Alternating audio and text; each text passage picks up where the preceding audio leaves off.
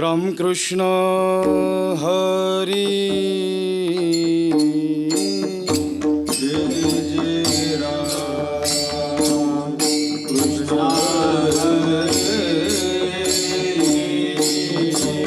जय जय राम कृष्ण हरे जय जय राम कृष्ण हरि जय जय राम कृष्ण हरि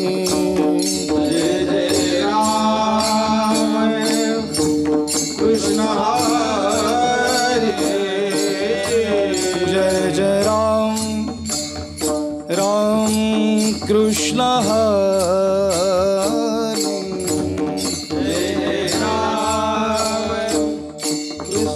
कृष्ण हरे जय जय राम कृष्ण हरे जय जय राम कृष्ण हरे जय जय राम कृष्ण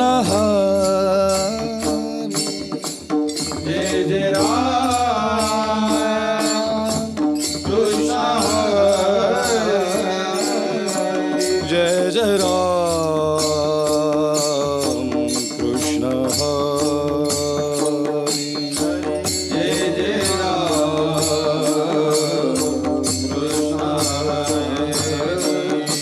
हरि जय जय राम कृष्ण हरि जय जय राम कृष्ण हरि हरि जय जय राम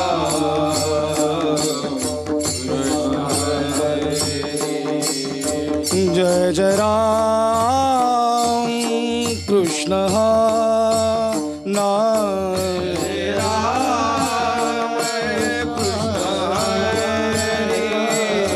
जय जय राम कृष्ण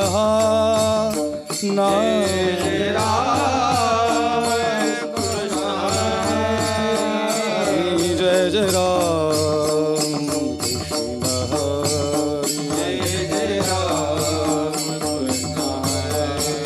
जय जय राम कृष्ण जय जय राम कृष्ण जय जय राम कृष्ण जय जय राम कृष्ण जय जय राम कृष्ण जय जय राम कृष्ण जय जय राम कृष्ण जय जय राम कृष्ण हरि हरि जय जय राम हरि हरि जय जय राम कृष्ण जय जय जय जय जय जय जय जय राम कृष्ण राम राम राम राम राम राम कृष्ण जय जय जय जय जय राम कृष्ण राम राम राम राम राम राम कृष्ण जय जय जय जय जय जय जय जय राम कृष्ण जय जय जय जय जय जय जय जय राम कृष्ण जय जय जय जय जय जय जय राम कृष्ण जय जय राम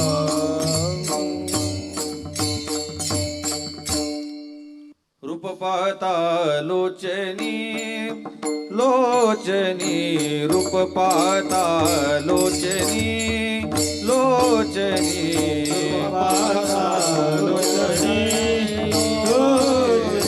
रूप पाहता लोचनी सुख झाले हो साजनी सुख झाले हो साजनी साजनी तो हा विठ्ठल परवा परवा तो हा विठ्ठल परवा सुख झाले हो साजनी सुख झाले हो साजनी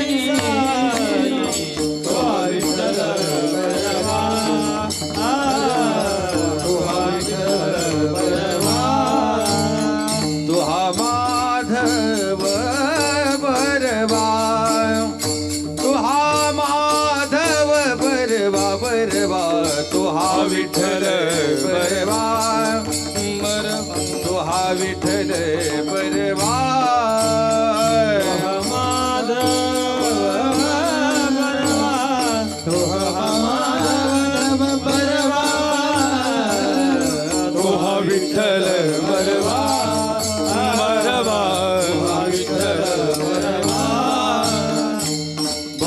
सुकृताची जोडी जोडी बहुत सुकृताची जोडी बहुत सुकृताची जोडी जोडी बहुत सुकृताची जोडी म्हणून विठ्ठली आवडी म्हणून विठ्ठली आवडी आवडी तो हा विठ्ठल बरवा तो हा माधव बरवा विठ्ठली आवडी म्हणून विठ्ठली आवडी तो हा विठ्ठल बरवा तो हा माधव बरवा सर्व सुखाचे आगर सर्व सुखाचे आगर सर्व सुखाचे आगर सर्व सुखाचे आगर बापर कुमा देवीवर बापर कुमा देवीवर तो हा विठ्ठल बरवा तो हा विठ्ठल बरवा बापर कुमा देवीवर बापर कुमा देवीवर तो हा विठ्ठल बरवा तो हा विठ्ठल बरवा तो हा माधव बरवा तो हा माधव बरवा तो हा विठ्ठल बरवा तो हा विठ्ठल बरवा तो हा माधव बरवा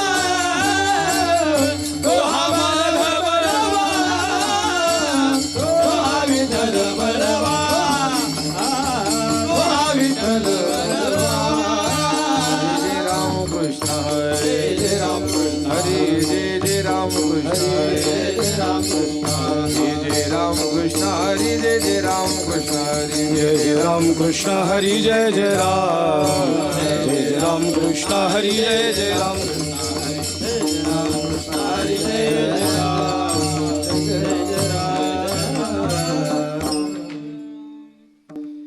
लेकुराचे हित वाहे माऊलीचे चित्त वाहे माऊलीचे चित्त वाहे माऊलीचे चित्त ओले कोराचे हित वाहे माऊलीचे चित्त वाहे माऊलीचे चित्त वाहे माऊलीचे चित्त आले कुराचे हित वाहे माऊलीचे चित्त वाहे माऊलीचे चित्त वाहे माऊलीचे चित्त ओले कोराचे हित वाहे माऊलीचे चित्त वाहे माऊलीचे वाहे माऊलीचे चित्त ऐसी कळवळाची जाती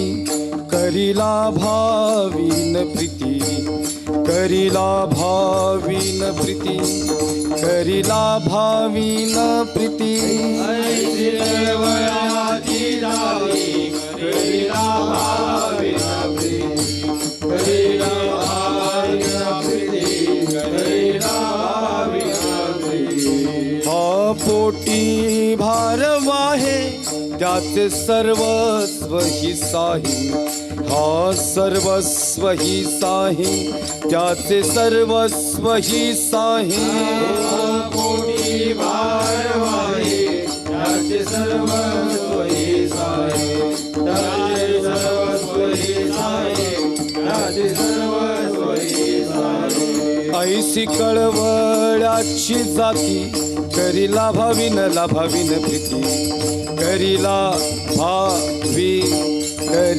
भावीन प्रीती ऐसी कळवळाची जाती करीला भावीन प्रीती करीला भावीन प्रीती करीला भावीन प्रीती हा तुका म्हणे माझे तू तुम्हा संतावरी ओझे, हा संतावरी ओझे, तुम्हा संतावरी ओझे. तुका म्हणे माझे तुम्हा संतावरी ओझे, तुम्हा संतावरी ओझे, तुम्हा संतावरी ओझे. ऐसी कळवळ्याची जाती, ऐसी कैवल्याची जाती, ऐसी कळवळ्याची जाती, ऐसी कैवल्याची जाती. ऐसी कळवळ्याची जाती. करीला भाविन लाभाविन प्रीती, करीला भाविन प्रीती, करीला भाविन प्रीती. ऐसी कैवल्याची जाती, करीला भाविन प्रीती, करीला भाविन प्रीती, करीला भाविन प्रीती.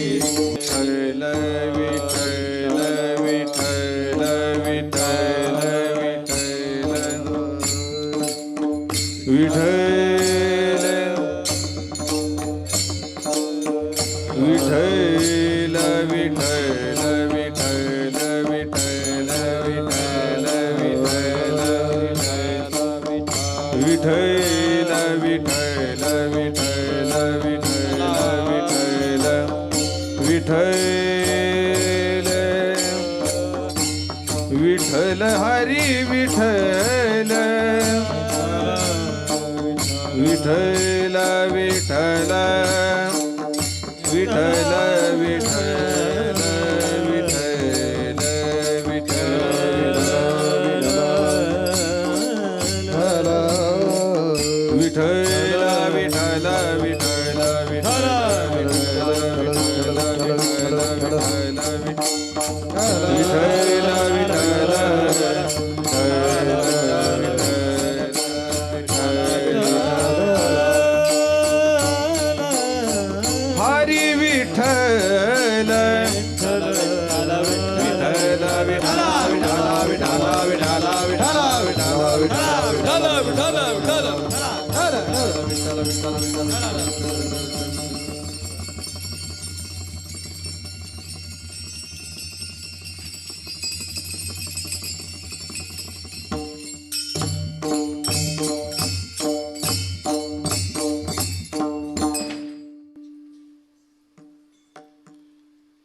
लेकुराचे हित, लेकुराचे हित वाहे माऊलीचे चित्त.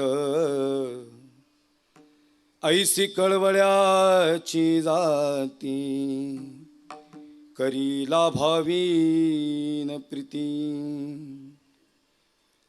पोटी भार वाहे, पोटी भार वाहे त्याचे सर्वस्वही साहेनारे. ऐसी कळवळ्याची जाती, करीला भावीन प्रीती. तुका म्हणे माझे, तुका म्हणे माझे तुम्हा संतावरी ओझे. ऐसी कळवळ्याची जाती, करीला भावीन प्रीती. विठ्ठला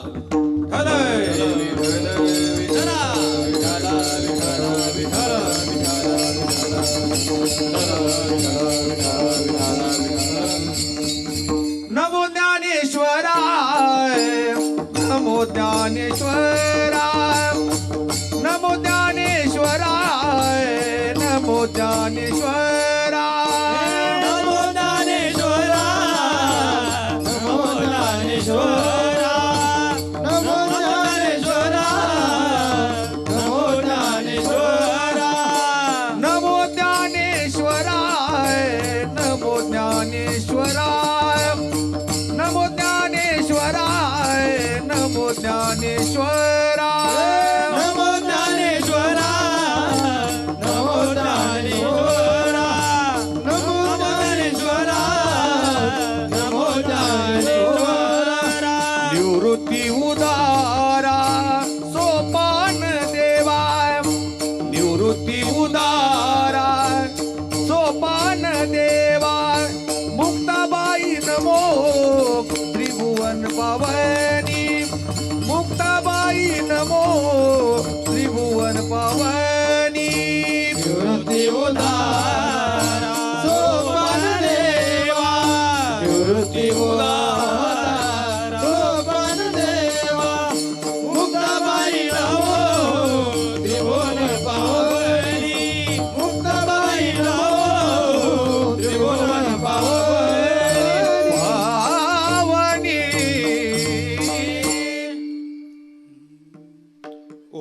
ज्ञानेश्वरा करुणा करा दयाळा तुमचा अनुग्रह लाधलो पावन झालो चराचरी.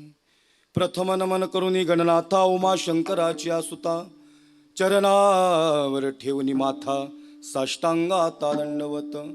महायोग पीठे तटे भीमरथ्यम वरम पुंडरीकाय दातुन मुनींद्रहिं समागत्य तिष्ठन्तमानंद कन्नम परब्रह्मलिंगम भजे पांडुरंग. पांडुरंग करू प्रथम नमन पांडुरंग करू प्रथम नमन पांडुरंग करू प्रथम नमन पांडुरंग करू प्रथम नमन. दुसरे चरण संताची दुसरे चरण संताची त्यांच्या कृपादाने कथेचा विस्तारू बाबाजी सद्गुरु दास तुका. दुसरे चरण संताची दुसरे चरण संताची त्यांच्या कृपादाने कथेचा विस्तारू पंचकृत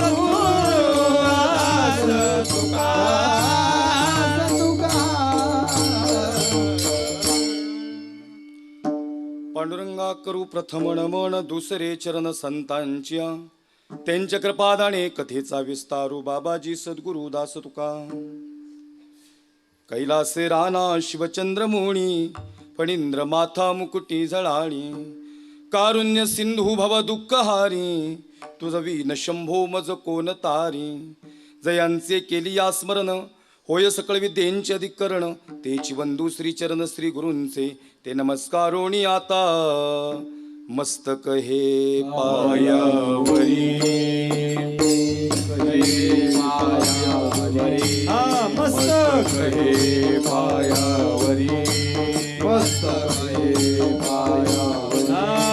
वारकरी संताच्या वारकरी संताच्या वारकरी संताच्या वारकरी संताच्या वारकरी संताच्या वारकरी संताच्या.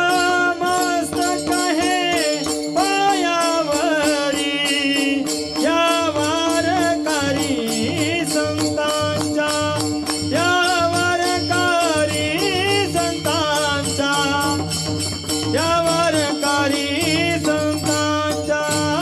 मस्तक हे पायावरी या वारकरी संतांच्या या वारकरी संतांच्या या वारकरी संतांच्या. मस्तक हे पायावरी या वारकरी संतांच्या. गुरुर ब्रह्मा गुरुर्विष्णू गुरुर्देवो महेश्वरा गुरुर साक्षात परब्रह्म तस्मै श्री गुरवे नमः. लेकुराचे हित वाहे माऊलीचे चित्त ऐसी कळवळ्याची जाती करी लाभावीन प्रीती. प्रस्तुत प्राप्तस्थळी प्राप्त प्रसंगी हरिकीर्तन रूपी सेवेकरता सादर केलेला भंग महान भगवत भक्त पंचवेद निर्माते वैराग्य संपन्न सदैव वैकुंठाला जाणारे तसेच हिंद्रदय सम्राट छत्रपती शिवाजी महाराज यांचे असणारे गुरु श्रीमंत श्री संत श्रेष्ठ जगद्गुरु तुकोबा यांचा खऱ्या अर्थानं संतत्वाचं वर्णन करण्यासाठी मातृत्वाचं दर्शन घडवणारा अभंग आहे. विठ्ठल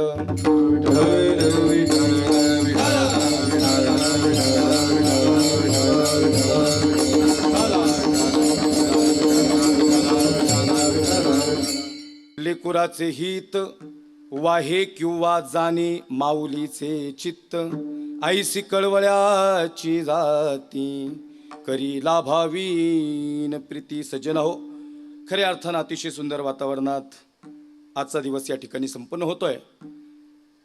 श्री महर्षी राधेश्यामजी चांडक अर्थातच भाईजी आणि अर्बन बुलढाणा खऱ्या अर्थानं पतसंस्था आहे यांच्या अमृत महोत्सवानिमित्त तसंच स्वर्गीय झुंबरलाल खटोडजी सामाजिक प्रतिष्ठान आणि यांच्या संयुक्त विद्यमानानं खऱ्या अर्थानं आयोजित असणारा हा कार्यक्रम आणि आजचा हा महत्त्वाचा विषय, आजचा खऱ्या अर्थानं कीर्तनाचा अभंगासाठी जे प्रतिपादन करायचे, जे विवरण करायचे, अगदी सोपं आणि सरळ साध्या भाषेत तुकोबाऱ्यांनी जे समाजाला खऱ्या अर्थानं प्रतिपादन केलं आणि संतांनी जी भाषा त्यांची खऱ्या अर्थानं समाजाच्या हृदयापर्यंत उतरावी जावी आणि म्हणून प्रबोधन आणि उद्बोधन केलं, या संतांच्या सरळ आणि सोप्या परिभाषेत आपल्यासमोर हे चिंतन मांडण्याचा प्रयत्न आहे.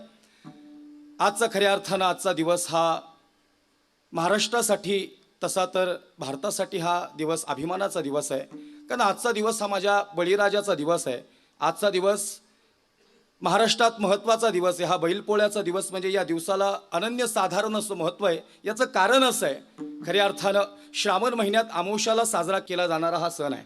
श्रावण महिन्यातील अमावस्याला साजरा केला जाणारा हा बैलपोळ्याचा सण आहे. आणि बैलपोळा हा सण का साजरा करावा याचं कारण असं आहे. बैलपोळा सण का साजरा करावा याचं कारण असं आहे, खऱ्या अर्थानं या मुक्या जनावरांनं, या बैलांनं खऱ्या अर्थानं हा, आणि शेतकरी राजा बैलाला कधीच बैल नाही म्हणत, त्याच्या नावाने हाक मारतो बरं का, ऐका ऐका. आणि मग त्या बळीराजानं खऱ्या अर्थानं त्या बळीराजाला केलेलं सहाय्य, खऱ्या अर्थानं हे जे पीक डवलायला लागले, आज खऱ्या अर्थानं धरती आनंदाने भरली आहे. याचं कारण खऱ्या अर्थानं या मुक्या जनावरांनी त्यांचं दिलेलं कष्ट आहे. आणि त्यांच्या कष्टातून उतराई होण्यासाठी, त्यांच्या कृतज्ञता व्यक्त करण्यासाठी बैलपोळा आहे. विठ्ठल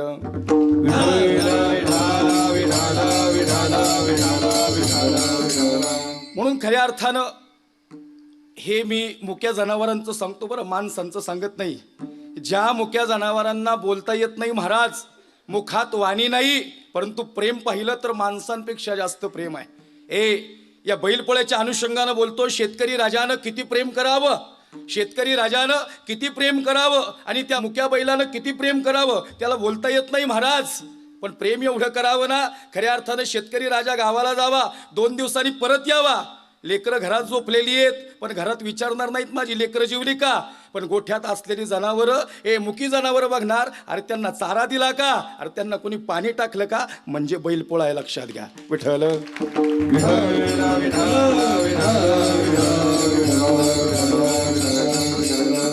म्हणून खऱ्या अर्थानं असं असणारं कष्ट आणि ह्या मुक्या जनावरांनी केलेलं कष्ट आणि त्यांच्या कष्टातून उतराई होण्यासाठी, उतराई होता येणार नाही महाराज, खऱ्या अर्थानं त्यांची असणारी कृतज्ञता व्यक्त करण्यासाठीचा बैलपोळा सण आहे. या सणाचं महाराष्ट्रात अनन्यसाधारण असं महत्त्व आहे.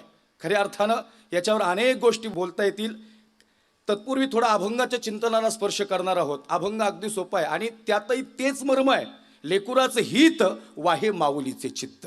खऱ्या अर्थानं लेकरूच्या विषयी आईच्या अंतःकरणात जे प्रेम आहे, अगदी तेवढंच प्रेम बळीराजाच्या अंतःकरणात त्या मुक्या जीवलगासाठी बरं का. विठ्ठल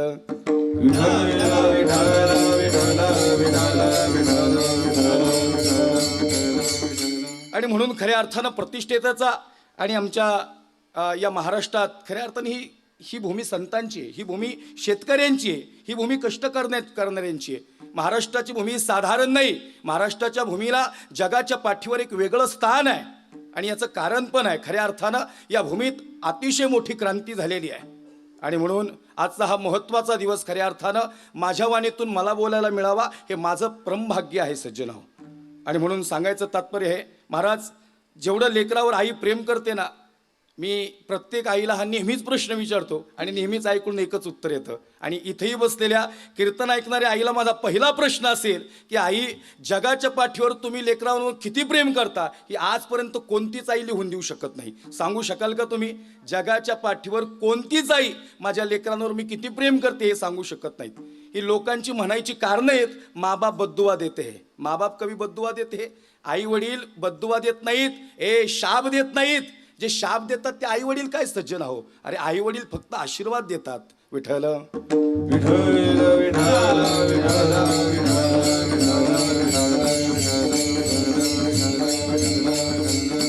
म्हणून खऱ्या अर्थानं त्याची संगती अशी आहे. आणि म्हणून या बैलपोळ्याच्या या सणाच्या अनुषंगानं बोलायचं झालं तर खऱ्या अर्थानं या बैलजोडीला आम्ही मुजरा केला पाहिजे. काय जुनी गाणी होती महाराज, अरे काय ती जोडी अशी चालायची, त्या घुंगरांचा आवाज. आणि मग त्या शेतकऱ्यांनी बघावं आपली पिकं काय सुंदर बहरलीत, डौलदार पिकं. अरे शिवाराज बहरू झाले.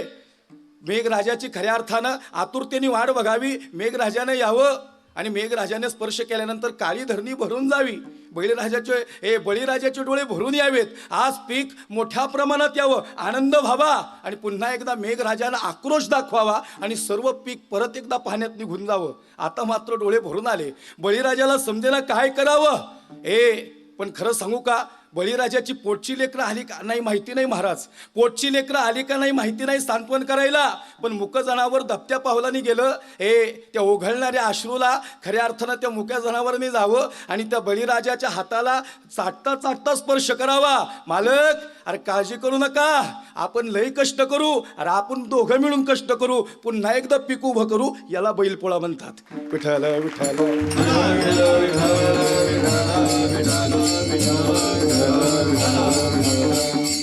महाराज, अशा जिवलग मुक्या जनावरांसाठी मालक रडलेले आम्ही बघितलेत. आमच्या काही भागात बैलाचेही दशक्रिया विधी आहेत, बैलाचे दशक्रिया विधी आहेत. खऱ्या अर्थानं तुम्ही म्हणाल महाराज बैलाचं दशक्रिया, अरे तेवढी प्रेम करणारी माणसं यांना माहिती आहे. आपली लेकरं एवढं प्रेम करून जर उलट्या काळजाची आहेत, मग जनावरांना प्रेम केलेलं काय चुकलं मग आमचं. लक्ष देऊन ऐका, सगळ्या लेकरांविषयी नाही सांगत, सगळ्या लेकरांविषयी नाही सांगत. मला खरं सांगा हो, आईने मुलावर मरेपर्यंत प्रेम केलं, बापानं मुलावर मरेपर्यंत प्रेम केलं, पण मुलांनी कुठपर्यंत प्रेम केलं याला अपवाद बी आहेत बरं का. बघा, आमच्या आई खूप हुशार आहेत बरं का, त्यांनी सांगितलं लग्न होईपर्यंत. कन्या बागडली परी करी माहेरची आठवण, टाका अक्षदा प्रेमानं शुभमंगल सावधान, धुडू धुडू धावायाची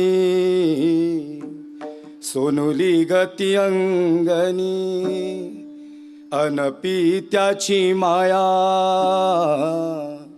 ओसरे गतीच्या नयनी, छोट्या भावासाठी कंठ आला हो दाटोनी, टाका अक्षदा प्रेमानं शुभमंगल सावधान. खऱ्या अर्थानं बायको आली की मुलाच्या प्रेमाचा विषय बदलला महाराज. नाही लक्षात आलं का तुमच्या? आईने मुलावर मरेपर्यंत प्रेम केला, किंबहुना धनुर्धरा जो मातेची उदरा तो मातेचा सोयरा केतुला पा. अर्जुना, अरे आई मुलावर किती प्रेम करते, पण मुलगा पहिली ये बाळ दसे आई बाहेची पिसे, ते सरे मग स्त्री मासे भुलोनी ठाके. खऱ्या अर्थानं हे सांगायचं तात्पर्य याची संगती अशी लावली आहे, कदाचित लेकरं एखादी ऊर फट्या काळजाची येतील बरं का, ती मायबापाने प्रेम केलं तेवढं प्रेम देतील माहिती नाही. पण खरं सांगू का, त्या मुक्या जनावराला मालकाने किती बी मारू द्यात, गपचूप सनगोठ्यात काही बोलणार नाही. अरे त्याला बोलताच येत नाही, कसं बोलेल ते. पण खरं सांगू का तुम्हाला, उद्या परत मालक चारा टाकायला ना, परत मालकाचे हात चाटन, परत मालकाला असं लाड लावायला जाईल. मालकाला वाटलं अरे मुक्या जनावराला उगं मारलं गड्या, अरे काय त्याचं प्रेम. खरं सांगू का, हे प्रेम जगाच्या पाठीवर फक्त महाराष्ट्रात पाहायला मिळतं बरं का, फक्त महाराष्ट्रात. विठ्ठल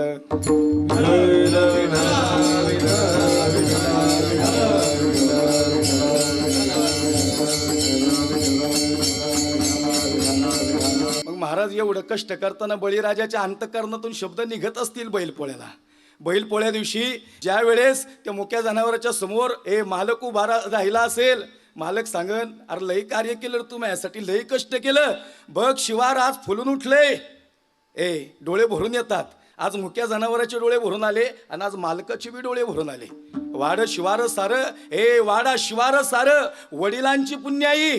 मालकाच्या मुखातून कधी शब्द निघतील, वाडा शिवार सार वडिलांची पुण्याई. अरे किती वर्णू तुझे गुण, मन मोहरून जाई तुझ्या अपार कष्टानं. अरे बहरते सारी भुई, अरे एका दिवसाच्या पूजेनं. अरे कसा होऊ सांग मुक्या जीवलागा उतराई, कसा होऊ सांग जीवलागा उतराई. महाराज, अरे कसं उतराई व्हावं, एका हाताने दावं घ्यावं, बैलगाडी हाकावी, एका हातानं दावं घ्यावं, बैलगाडी हाकावी आणि अशी बैलगाडी हाकताना मालकाच्या मुखातून शब्द निघावे. अरे किती जरी खचलो, अरे बैल जोडीला म्हणावं, अरे किती जरी मी खचलो, किती जरी मी माघार आलो, पण माझ्या पोटच्या लेकरांसारखं नाही, पण पोटच्या लेकरांपेक्षाही या बैल जोडीनं जे प्रेम दिलं ना, या जगाच्या पाठीवर कोणी देऊ शकत नाही. आणि म्हणून अशा या बळीराजाच्या बैल जोडीला आज या बैलपोळ्याच्या दिवशी मानाचा मुजरा आणि सर्व शेतकरी बांधवांना बैलपोळ्याच्या हार्दिक शुभेच्छा. विठ्ठल विठ्ठल विठ्ठल विठ्ठल विठ्ठल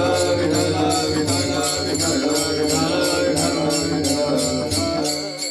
महाराज, मुक्या प्राण्यांवर बोलल्यावर समाजाचे डोळे भरून येतात. ऐका बरं का, मुक्या प्राण्यांवर बोलल्यावर बहुतांश महाराष्ट्र हा शेतकरी वर्ग आहेत. ऐकणारही बहुतांश समाज शेतकरी आहे. ऐका ना महाराज, सांगायचं तात्पर्य काय, संतोष महाराज, अनेक प्रेम येतो जगात, पण काही ठळक प्रेम जे उभे राहतात ना, त्या जनावराचं आणि मालकाचं प्रेम आहे बरं का. खरं सांगतो तुम्हाला, माझ्या अभंगाची भूमिका अगदी सरळ आहे, तिथपर्यंत येणार पण आहे मी. पण आजचा दिवस हा बैलपोळ्याचा आहे म्हणून तिथपर्यंत स्पर्श करायचा आहे. काय प्रेम असावं या जगाच्या पाठीवर, कोणी प्रेम करावं. अहो, संतांनी प्रमाण दिली. विठ्ठल विठ्ठल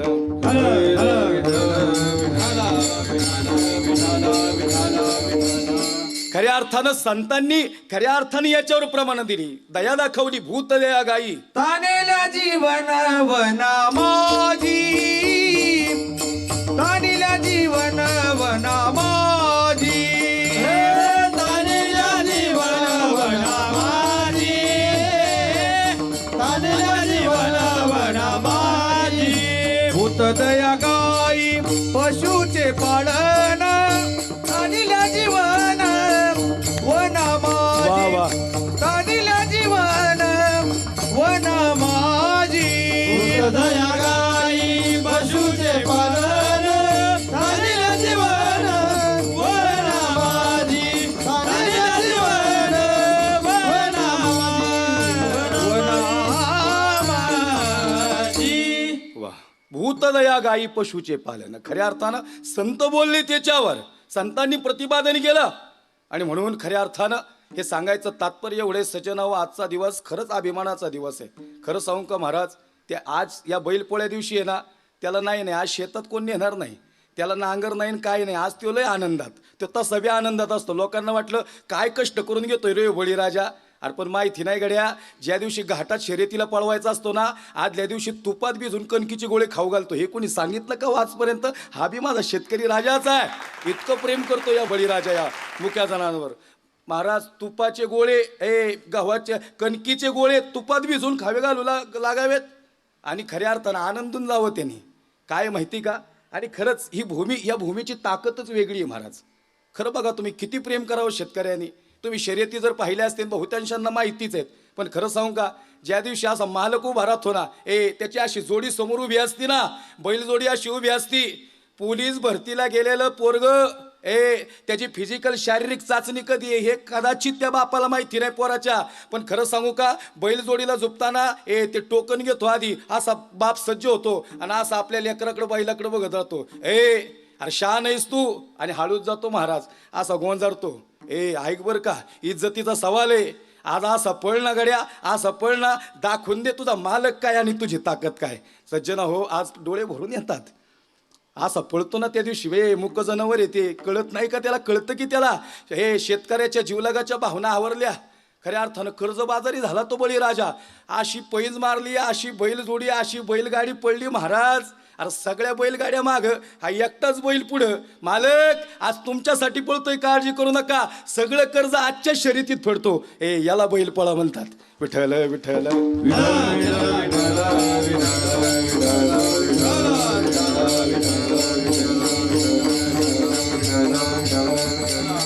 तुम्हाला खरं सांगू का, पण या क्षणाला भावना काय असते शेतकऱ्याची, त्या बळीराजाची, त्या मालकाची.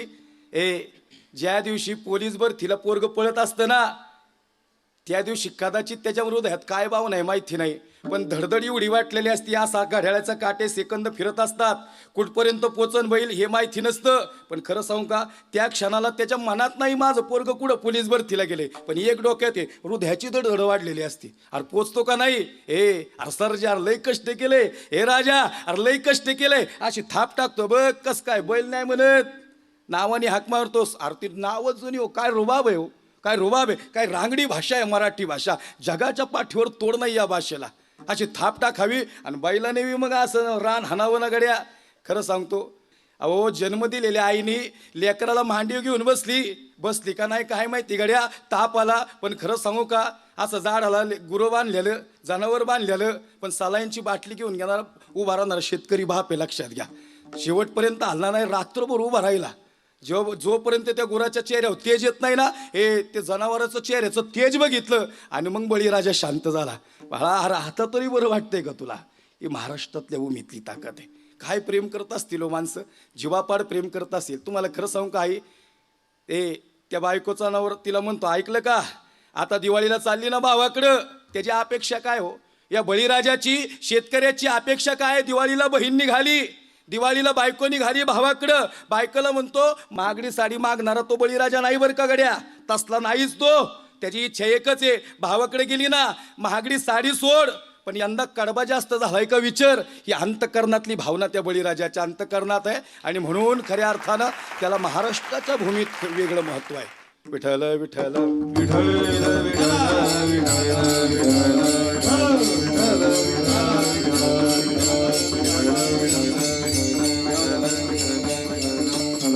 आणि म्हणून आजचा दिवस हा सगळ्यांसाठी गर्वाचा दिवस आहे. या आजच्या बैलपोळ्याच्या दिवसाच्या सगळ्यांना अंतकरणातून या ठिकाणी शुभेच्छा आहे. हा बळीराजा शेतासाठी राबणारा हा शेतकरी आणि या शेतकऱ्याला साथ देणाऱ्या अशा बैलजोडीला खरंच आज मानाचा मुजरा आहे. या जगाच्या पाठीवर हे असंच सदैव मुक्या जनावरांचं प्रेम आणि माणसांचं प्रेम राहो. महाराज, माणसात प्रेम नाही राहिलं म्हणून जनावरांचं प्रेम सांगायला लागते, नाही राहिलं. जीवाभावाची माणसं सोडून जायला लागली, लोकांना माहिती नाही, कवटी फुटत नाही की लोक निघायला लागली लगेच. आता किती जीव लावल्याला कवटी तरी फुटून द्यायची ना गड्या. काय तुकोबाऱ्यांनी परिभाषा वापरली, लेकुराचे हित वाहे माऊलीचे चित्त. या जगाच्या पाठीवर शेतकऱ्याच्या अंतकरणातलं प्रेम तुमच्या समोर मांडलं ना, हेच प्रेम प्रत्येक आईच्या अंतकरणात आहे. महाराज, किती सोपा आणि सरळ अभंग आहे हो. काय अभंगाची भूमिका सरळ आणि सोपी आहे, सर्वांना उमजेल असं आहे, अवघड चिंतनच नाही. महाराज संतोष बाबा, अरे इतकं सोपं सांगतात, तसं तर संतांना संतत्व सांगायचं आहे, पण संतत्व सांगायला जगाच्या पाठीवर एकही उदाहरण सापडत नाहीये. जगाच्या पाठीवर संत उदाहरण शोधू लागले, एक तरी उदाहरण आहे का जे तुलनात्मक संतांच्या समोर उभे राहील. संतांची तुलना कोणी करू शकेल का? नाही. तुकोबांना वाटलं एक व्यक्तिमत्व आहे, संत काही साधारण नाही. तुकोबा लोकांना वाटतात वेळेत, काही लोक म्हणतात तुकोबा असेत, अरे तसं नाही रे बाबा. हा मुख शुद्धी तुळशीदळ आणि तुका म्हणे मी दुर्बळ. तुका दुर्बळ आहे का? कसं आहे सांगू का? रेणुया थोकडा तुका आकाशा येवडा, तुका आकाशा येवडा, तुका आकाशा येवडा.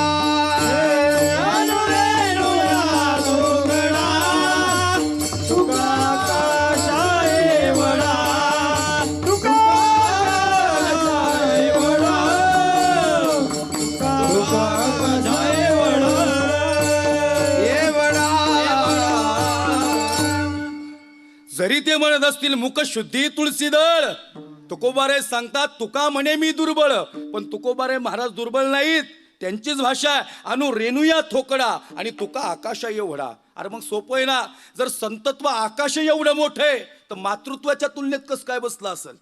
काय तुकोबाऱ्यांना वाटलं हे जगाच्या पाठीवर एक बी गावाना एकही दृष्टांत असा नाही या सिद्धांताची जोड लावल, आणि एकही सिद्धांत नाही या आईच्या दृष्टांताला जोड लावल.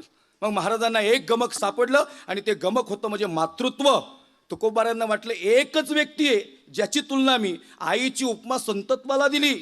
लेकुराचे हित वाहे माऊलीचे चित्त, आईची उपमा संतत्वाला दिली.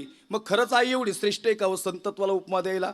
आणि संत तेवढे श्रेष्ठ आहेत ना, संतांच्या बाबतीत काय बोलावं महाराज? संताचा महिमा तो बहु दुर्गम, संतांचा महिमा तो बहु दुर्गम, संतांचा महिमा तो बहु दुर्गम, संतांचा महिमा तो बहु दुर्गम. हे शब्दिकाचे काम नाही ते, शब्दिकाचे काम नाही ते, बहुदुधड जरी झाली म्हैस गाय, बहुदुधड जरी झाली म्हैस गाय.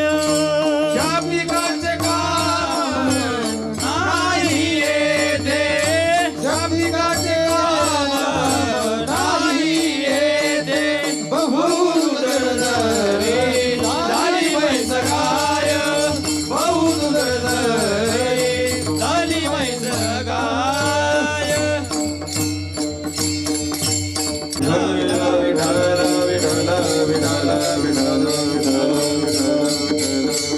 संतांचा महिमा हा अपार आहे. खऱ्या अर्थानं संतांचं संतत्व जगाच्या पाठीवर मोठं आहे. आम्ही संत नाही बरं का गुरुजी, आम्ही संत नाहीत. आमच्या शर्टाला खिशे आहेत, आणि ज्यांच्या शर्टाला खिशे आहेत ते संत कसे असू शकतात?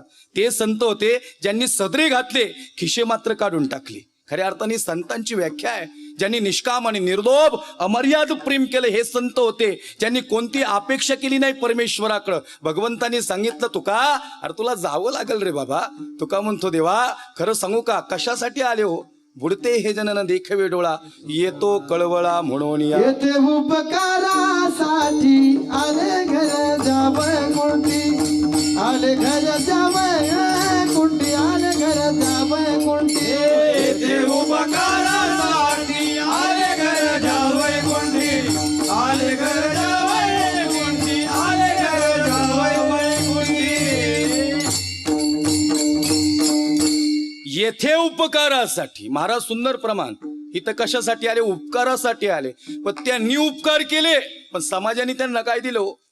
माऊली ज्ञानोबारायांनी समाजावर उपकारच केले, पण याच्या बदल्यात समाजाने ज्ञानोबारायांना काय दिलं? संत मुक्ताबाईंनी समाजावर उपकारच केले, पण याच्या बदल्यात समाजाने संत मुक्ताबाईंना काय दिलं? निवृत्ती दादांनी, संत सोपान काकांनी समाजावर उपकारच केले, विठ्ठल पंतांनी, रुक्मिणी आई साहेबांनी समाजावर उपकारच केले, पण याच्या बदल्यात समाजानं संतांना काय दिलं? देहांत प्रायश्चित्त दिलं. काय दिलं याच्या बदलात? तुकोबाऱ्यांनी उपकार केले, मग काय दिलं तुकोबाऱ्यांना? तुकोबाऱ्यांच्या अंगावर उकळतं पाणी टाकलं, काय दिलं तुकोबाऱ्यांना? खऱ्या अर्थानं मंबाजीला काठीनं मारलं, आणि आले कशासाठी? उपकारासाठी आले. मग उपकाराची जाणीव ठेवली का हो लोकांनी? नाही नाही नाही नाही. तुका अरे कशापायी आला रे? तुका म्हणतो, सदा नाम घोष करू हरिकथा, तेने सदा चित्ता समाधान. नामस्मरणाचं महत्व सांगायला आलो म्हटले मी. अरे तो आला सांगायला, पण लोक तशी नाहीत. तुका खऱ्या अर्थानं काही सहकार्यांनी तुकोबाऱ्यांना सांगावं. हे तुकोबाऱ्या लोकांना आजही साधारण वाटतात. अहो काही लोक आहेत आजही तुकोबाऱ्या त्यांना साधारण वाटतात. साधारण होते का ते? तुकिता तुलनेसी ब्रह्म तुकासी आले, तुकिता तुलनेसी ब्रह्म तुकासी आले. मनमुनी रामेश्वरी चरणी मस्तक ठेविले, मनोनी रामेश्वरी चरणी मस्तक ठेविले. आरती तुकाराम स्वामी शरणगुरुनाम, सच्चिदानंद मूर्ती पायदा करूया. आरती तुकाराम स्वामी सद्गुरुनाम, सच्चिदानंद मूर्ती पायदा करूया. वा वा वा. हे संतांनी दिलेली देणगी आहे खऱ्या अर्थानं परमार्थाला. आले बरं का तुकोबार. सगळ्या संतांबद्दल बोलावं, कोणी एका संतांबद्दल बोलावं आणि दुसऱ्याला जाखून ठेवा असं नाही महाराज. 18 पगड जातीन 12 बोलुतेदार संत इथं आले. आता लोकांनी त्यांना जातीत अडकून ठेवलं, हे नंतरचा विषय बरं का. परखडच असं वागत्याने. गुरुजी अहो संत बी वाटून घेतले हो. संत सावता महाराजांचा परमार्थ, कांदा मुळा भाजी नाव घे विठ्ठाबाई माझी. आणि लोकांनी परमार्थ, अरे संतांनी परमार्थ कष्टात बघितला आणि लोकांनी त्यांना जातीत अडकवलं. खऱ्या अर्थानं संत बाळूमामा, आज खऱ्या अर्थानं बाळूमामांचं कार्य खूप मोठं आहे. विशिष्ट समाजासाठी नाही, समस्त जाती धर्मासाठी, मनुष्य जातीसाठी कार्य आहे. विष्णुमय ग वैष्णवांचा धर्म, वेदाभेद ब्रह्म मंगळ, याता याती धर्म नाही विष्णुदासा, यारे यारे लहान थोर. आणि खऱ्या अर्थानं सकळांशी येते आहे अधिकार. या अनेक जाती धर्माला पंथाला अभिमान आहे. आज झी टॉकीज असेल, या अनेक खऱ्या अर्थानं हे चॅनल असतील, आज आमच्या वाणीवर विश्वास दाखवतात. आमच्या वाणीत काय हो? समाज आणि धर्म बघितला नाही यांनी कधी. मुस्लिम समाजाचा व्यक्ती आहे, कसा उभासन कीर्तन करत, त्यांना आत्मविश्वास आहे. महाराज तुमची वाणी महत्वाची नाही, तुमच्या वाणीवर ज्या ज्ञानोबारांची कृपा झाली ती ज्ञानोबारांची कृपा लय महत्वाची आहे. विठ्ठल विठ्ठल.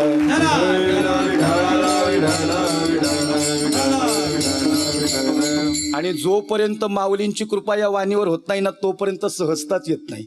जोपर्यंत तुमच्या गळ्यावर कंठावर कृपा होत नाही ना, तोपर्यंत रागच आळवता येत नाही. जोपर्यंत पक्वाजाच्या हातावर कृपा होत नाही ना, तोपर्यंत हात अशी घरकन फिरतच नाहीत गड्या.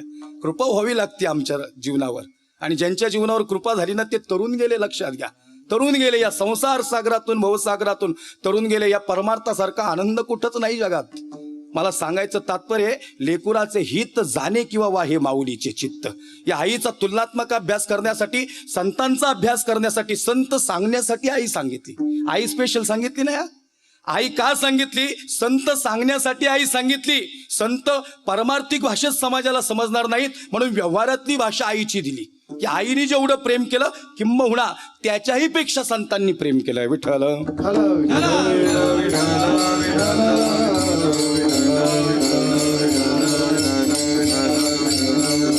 मला तुकोबारांचं चरित्र तुमच्या समोर नव्हतं मांडायचं, पण तुकोबारांसारखं जीवन हे समाजाप्रती अभिप्रेत होतं म्हणून तुकोबारांवर बोललो.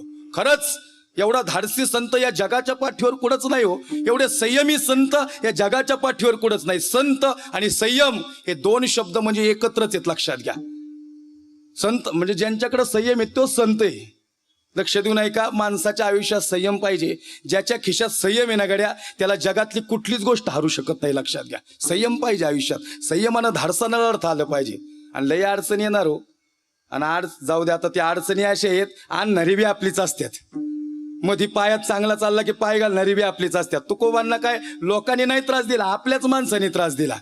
तुकोबाने सांगतात, हे आवले, अरे तू तर बायको आहेस बाबा. बायको म्हणते माझ्या माय बापा बरी नाही केले पदरी बांधले भिखाऱ्याच्या. अरे काय सांगायचं तुमच्याबद्दल? तुकोबाराय सांगतात, आवले लई नको बांधूस ग. अरे एवढी बांधताना चांगली नाही वाटत तू. आवली म्हणती, अहो सगळ्या संसाराचं वाटोळं केलं तुम्ही. एक मोठं वाक्य बोलू का?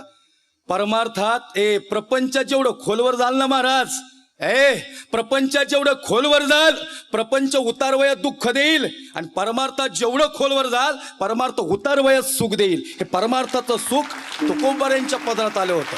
परमार्थाचं सुख तुकोबारांकडे होतं. तुकोबाराय सांगतात, आवले हे परमार्थात सुख घडोघडी वाढत जातं, घडोघडी वाढत जातं. जेवढं परमार्थात खोलवर चाललो ना आवले, तेवढा प्रपंच विसरत चाललो. म्हणजे कीर्तन ऐकणाऱ्यांना माझं असं सांगणं नाही की प्रपंच विसरा आणि परमार्थ करा.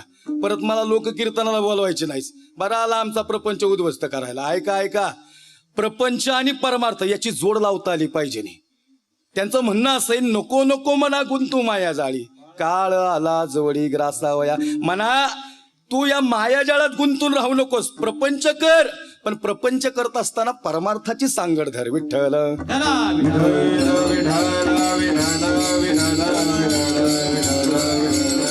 म्हणून क्षणोक्षणाला संतांनी समाजाला हे दाखवून दिलं की काय होते संत. आपल्याला जर तेवढा त्रास झाला ना गुरुजी, तुम्ही मी बी नाही जगू शकतो एवढ्या त्रासात. आता असह्य हे संतांच्या दुःखाला आणि त्या वेदनाला आमच्या वेदना कधीतरी कम्पॅरेटिव्हली स्टडी करा, आणि मग ज्या वेळेस कळन तुलनात्मक अभ्यासात की संतांच्या वेदना खूप मोठ्या आहेत. खरं सांगू का, कधी आम्ही वर्ष श्राद्धच्या कीर्तनाला जातो, पुण्यस्मरणाच्या कीर्तनाला जातो, खूप अंतःकरणातून दुखवलेली माणसं परिवार असतो. ती परिवाराची माणसं आमच्या जवळ येतात, म्हणतात महाराज बाप गेला हो माझा, महाराज आई गेली हो माझी, 1 वर्ष झालं पण हृदयातली आठवण जात नाही. त्यांना आम्ही कधीतरी जवळ बसून सांगतो, माऊली तुमची आई गेली, तुमचा बाप गेला, पण खरं सांगू का, ज्या संतांनी समाजासाठी कार्य केलं ना, ज्या संतांनी समाजासाठी कार्य केलं ना, त्या 7 वर्षाच्या मुक्ताबाईला आईबाप सोडून गेले. अरे यांच्या दुःखासमोर आमचं दुःख कमीच नक्कीच आहे ना, नक्कीच कमी आहे. अरे किती मोठं दुःख होतं. प्रेम नव्हतं का अंतःकरणात? हे समाजाने केलं. तुकोबांना जाणवलं होतं हे आम्ही समाजासाठी करतो. संत कधीच छाती टोकून सांगत नाही आम्ही लय भारी, आम्ही लय भारी हे सांगणारी माणसं आहेत बरं का. लक्ष देऊ नाही का, आम्ही लय भारी हे सांगणारी माणसं आहे. आमच्यासारखे कीर्तनकार, माझ्यासारखा कीर्तनकार, अरे लय गाणी आहेत. इथं प्रत्येक गोष्टीला ऑप्शन आहे. लक्षात घ्या, प्रत्येक गोष्टीला ऑप्शन आहे. इथं कबीर महाराज उभा राहणार राहिला, दुसरा कीर्तनकार दुसऱ्या मिनिटाला उभा आहे. लक्ष देऊ नाही का, इथं प्रत्येकाला ऑप्शन आहेत. अहंकार धरून चालाल तर मातीत जाल, आणि खरं सांगू प्रेमानं जगाल ना, लोक डोक्यावर घेतील दादा, डोक्यावर घेतील. लोक एक दिवशी डोक्यावर घेतात. लक्षात घ्या, दुनिया अशी आहे, दुनियाला प्रेमाने, जगाला प्रेमानं जिंकता येतं. खरा तो एकची धर्म, हे जगाला प्रेम अर्पावे. संतांनी सोपं दिलं ना, प्रेम दिलं समाजाला. काय दिलं संतांनी समाजाला? काही नाही दिलं. मग हे मंबाजीनं काठीनं मारलं गुरुजी, काठीने म्हणजे असं नाही मारलं, लय हाणलं. आम्हाला हाणल्यावर उगरुद्यावर पकवाजे आपल्याला काठी एखादी, उभ्या रस्त्याने जाऊन द्यायचो नाही आपण त्याला. तिथून काठी उगारली तरी, म्हणजे तुमचं काय माझं काय दोघाचं सांगतोय. ऐका ऐका, एकटं नाराज नका हो. लक्ष देऊन ऐका, सांगायचं तात्पर्य काय. अहो काठीनं मारलो, मंबाजीनं काठीनं मारलं, आणि तुका म्हणतो मंबाजी लय उपकार झाले बाबा.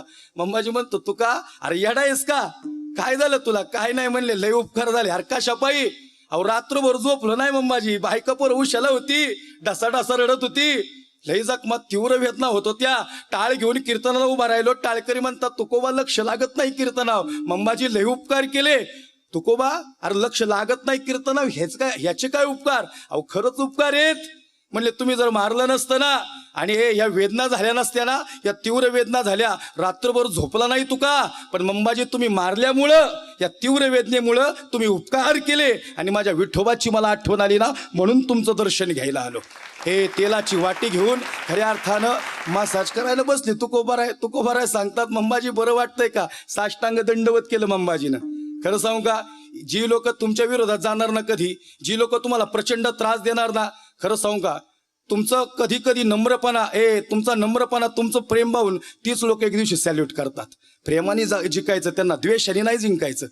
काय माहिती का, इथं लोक दुश्मनी का बदला दुश्मनी से लेते. कशाला वैर्याने वैर्याचा बदला घ्यायचा? नाही, त्यांनी वैर केलं ना तर आम्ही प्रेम करू. लक्ष देऊ नाही का? तुम्ही म्हणाल महाराज हे सांगणं लय सोपं आहे, करणं लय अवघड आहे.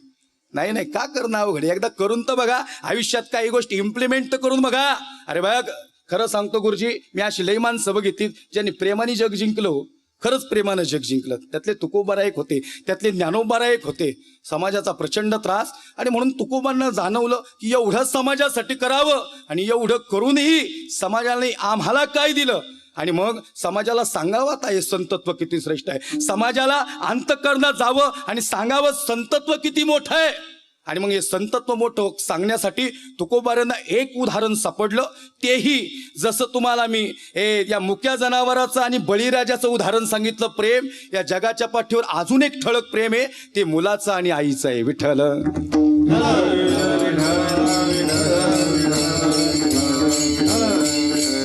आणि मग ते प्रेम तुकोबारांना सापडलं. महाराजांनी अभ्यास केला त्याचा. महाराज म्हणतायत या जगाच्या पाठीवर कोणीच नाही प्रेम. अरबकाचे साठी पंते हाती धरिली पाठी, तैसे संत जगी क्रिया करुनी दाविती अंगी. बालकाचे चाली माता जानुनी पाऊल घाली, तैसे संत जगी क्रिया करुनी दाविती अंगी.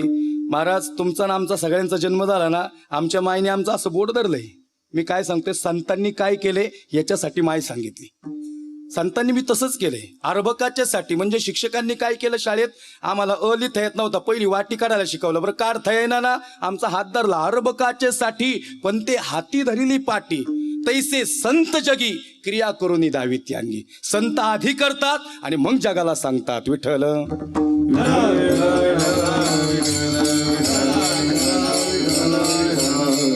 मग ऐका, आणि म्हणून हे संतांनी केलं. हे प्रमाण खूप सुंदर आहे. महाराज अभंग, बालकाचे चाली माता जाणून पाऊल घाली. संतांना सापडले गमक.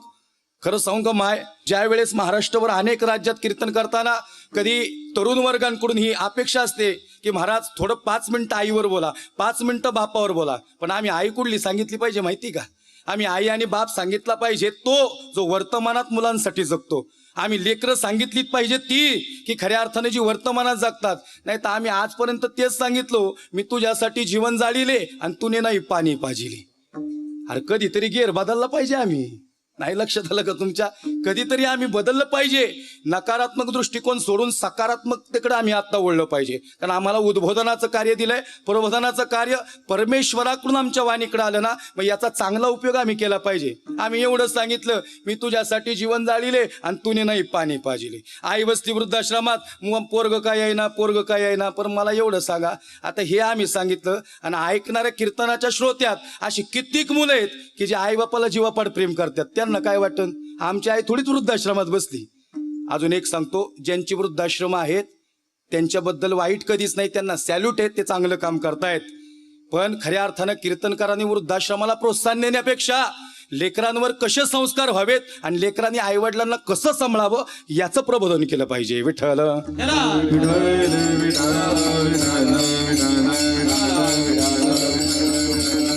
म्हणून लेकुराचे हित वाहे किंवा जाणे माऊलीचे चित्त.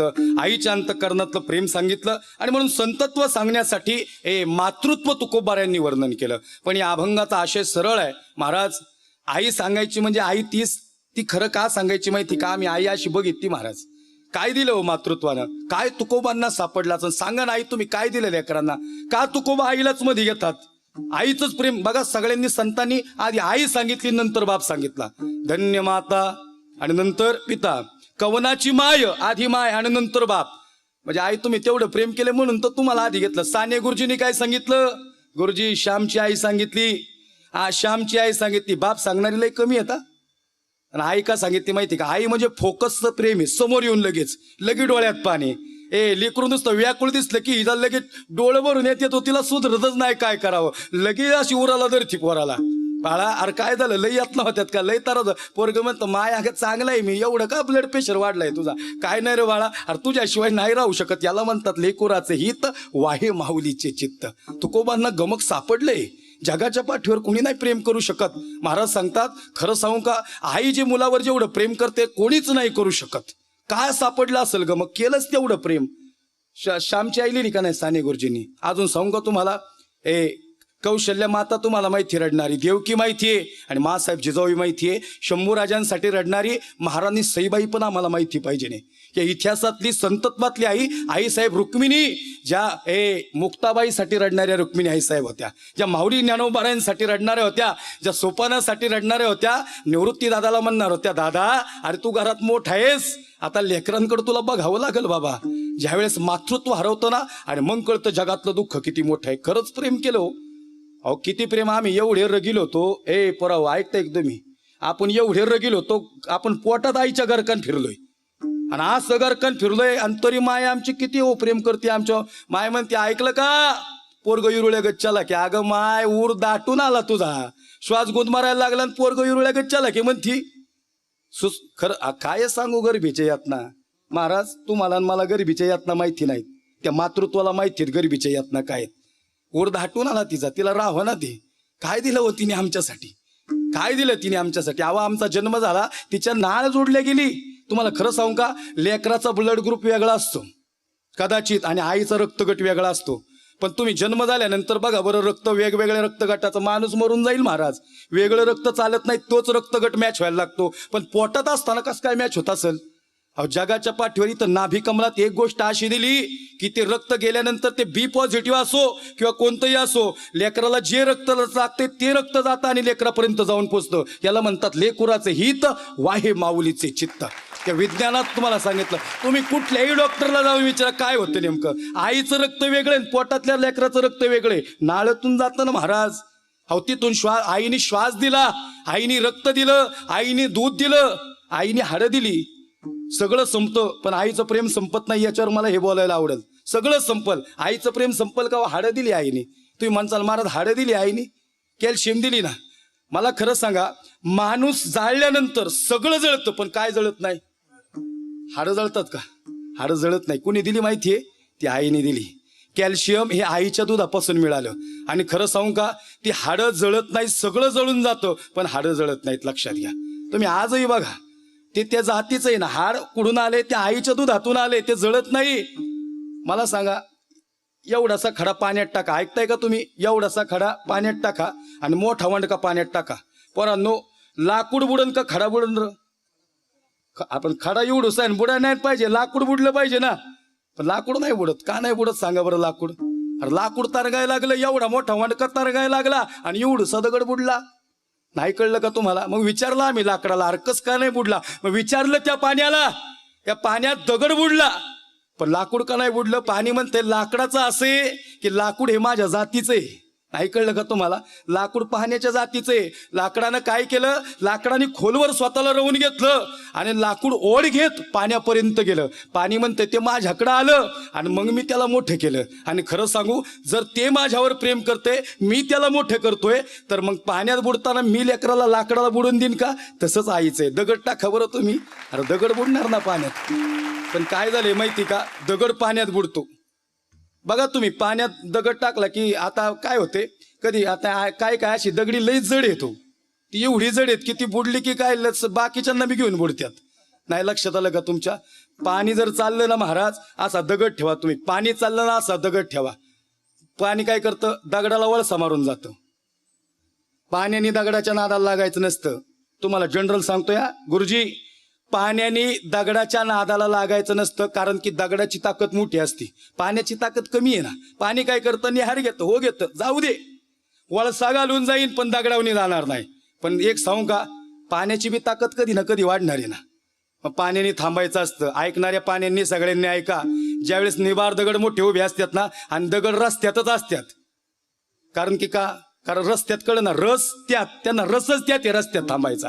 लक्ष देऊन ऐका, असे अनेक दगड रस्त्यात येतील, त्या दगडाला त्याच्यावरती जायचं नाही, त्याला खुशाल तिथंच थांबायचा, असा येडा घालून जायचं, त्याच्या नादाला लागायचं नाही. पण एक दिवस सांगू का, पाण्याची ताकद वाढली ना, ते पाणी सगळ्या दगडांना घेऊन जातं. ते घेऊन जात नाही, असे असंख्य दगड गोळा करतं आणि जो दगड मध्ये आलाय ना त्याला ठेचून ठेचून त्याची वाळीव करतं. पण असे माळरानाचे दगड अजून पाण्यातच आले नाही. तो ज्या दिवशी माळरानाचे दगड पाण्यात येतील ना, त्या दिवशी पाणी त्या दगडांचं महत्व वाढवत त्याची वाळू करेल. याला लेकुराचे हित वाहे माऊलीचे चित्त. विठ्ठल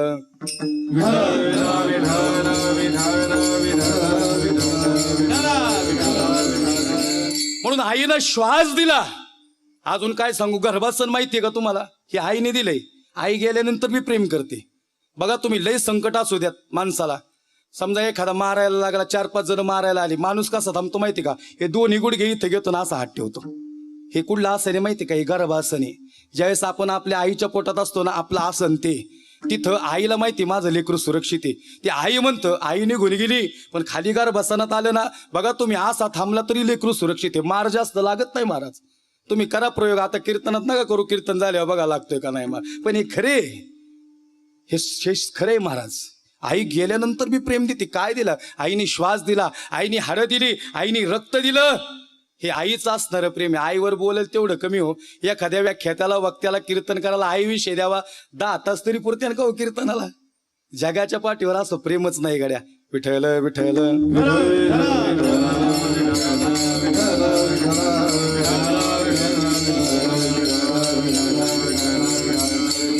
म्हणून हे मातृत्व किती श्रेष्ठ आहे, अजून पुढे जाऊन मातृत्व सांगणार आहे. आणि म्हणून हे संतत्व किती श्रेष्ठ आहे, या संतत्वाचं वर्णन करण्यासाठी तुकोबांनी अभंगाच्या पहिल्या चरणात लेकुराचे हित, लेकुराचे हित, लेकुराचे हित,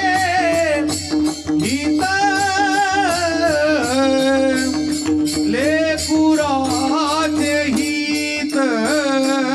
लेकुराचे हित,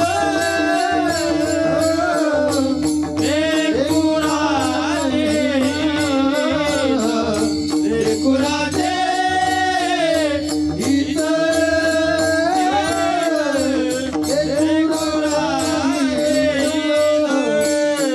वाहे माऊलीचे चित्त, वाहे माऊलीचे चित्त, वाहे माऊलीचे चित्त, वाहे माऊलीचे चित्त.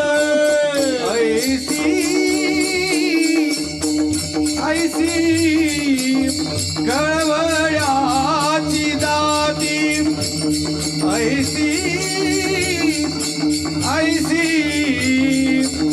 कळवळ्याची दाती, ऐसी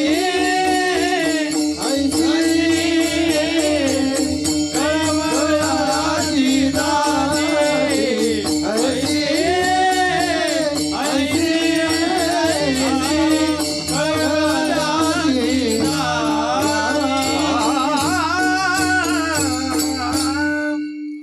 लेकुराचे हित वाहे किंवा जाणे माऊलीचे चित्त, ऐसी कळवळ्याची जाती करी लाभाविने प्रीती. सज्जना हो, माय सांगतोय, आमच्या शिक्षण संस्थेत ती मुलं इथं उभी आहेत पहा. खऱ्या अर्थाने लेकरं शिकतायत, पण त्यांना माय डोळ्यासमोर आली असन, त्यांना खरंच वाटलं असन गड्या आज इथं टाळ घेऊन उभा आहे. पण ज्या दिवशी आई मला अशी टीव्हीवर बघन ना, हे लय अभिमान रे तिला. जगाच्या पाठीवर कोणी राहून घेऊ शकतो आईचा अभिमान, लय अभिमान तिला. खरंच सांगतो, या आपल्या खरे या चॅनल असतील, झी टॉकीज असेल, आमचं शुभम प्रोडक्शन, ही सगळी मंडळी इतकं कष्ट करतात आणि खरंच यांना एवढा आशीर्वाद, एवढी पुण्य आहे मायबापाची. आईला लय भारी वाटतं. आई काय करते माहिती का, शेजारचं पाजारचं बोलावते, हे आता बघ कीर्तन लागणार आहे संध्याकाळी, हा मन मंदिराला कीर्तन लागणार आहे, आता माझं लेकरू त्याच्यावर झळकणार आहे. आमची बी आहे हो. रिचार्ज संपला की धडपड करते, बापाला फोन करते, अहो पोराचं कीर्तन आहे आपल्या कबीर महाराजाचं, आणि तुम्ही कुठे गेला, रिचार्ज करा पहिलं टीव्हीला. बघा माया लेकराचं कीर्तन आहे, बघा लेकरू किती गोंडच सांगते. खऱ्या अर्थानं हा अभिमान जगाच्या पाठीवर मोठा आहे. खरं सांगू का तरुणांनो, हे कमावता आलं पाहिजे बरं का आपल्याला आयुष्यात. आम्ही संत सांगतो ना, पण ही भाषा आहे संतांची. आईच्या अंतःकरणाचं प्रेम उमटलं पाहिजे, खरंच मायला वाटलं पाहिजे. आणि माय अहो या बऱ्याच लेकरांची आई तिथनीच बोटं मोडते हो. अहो माया एवढी आई आज सगळी बोटं मोडली राव, तिची सगळी बोटं मोडली. पोरग घरी आल्यावर अशी त्याला ओळून घेते, गंध काय लावती पोरा. अरे लईच बारी दिसत होता दोत राव. तुम्हाला खरं सांगू का, ही पोरं किती भारी टाळ वाजवत्यात हे मला माहिती नाही गड्या, पण ह्या वयात ती दोथरं घालून उभी आहेत ना, हा आईबापासाठी लई मोठा अभिमान आहे, लई मोठा अभिमान आहे. दोथरं घालून उभी आहेत ह्या वयात. खऱ्या अर्थानं आम्ही 30-32 वयात परमार्थ करावा. मग आमचा त्याग नाही, आमची घरची नाही वाट बघत का आमची? त्यागच आहे ना आमचं. सांगत नाही महाराष्ट्रातल्या असंख्य कीर्तनकाराचं, व्याख्यात्यांचं, प्रवचनकारांचं, समाज प्रबोधनकार उद्बोधनकारांचं सांगतोय, जे समाजासाठी धडपड करतायत, सामाजिक कार्यात सहभाग घेतायत, दिवस रात्र पळतायत. अरे त्यांच्या मायबापाला अभिमान आहे त्यांचा, खरंच अभिमान आहे. ओढ निर्माण होते आईबापाकडे जायची, ओढ निर्माण होते. प्रेमच तेवढं केले हो, खरंच ओढ निर्माण होते. विठ्ठल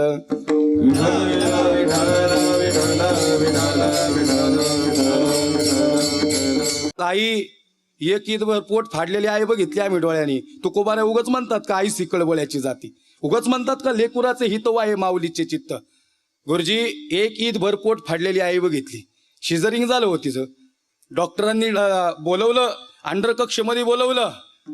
पतीला सांगितलं ऐका ना, खऱ्या अर्थानं ऑपरेशन करण्याची वेळ आहे, लेकरू आडवा आलेले, खऱ्या अर्थानं नाळीचा वेढा बसलेला आहे, बाळाचा जन्म निसर्गरित्या संभवत नाही, नॉर्मल काय होणार नाही, शिजरिंग करावं लागल, चालेल का?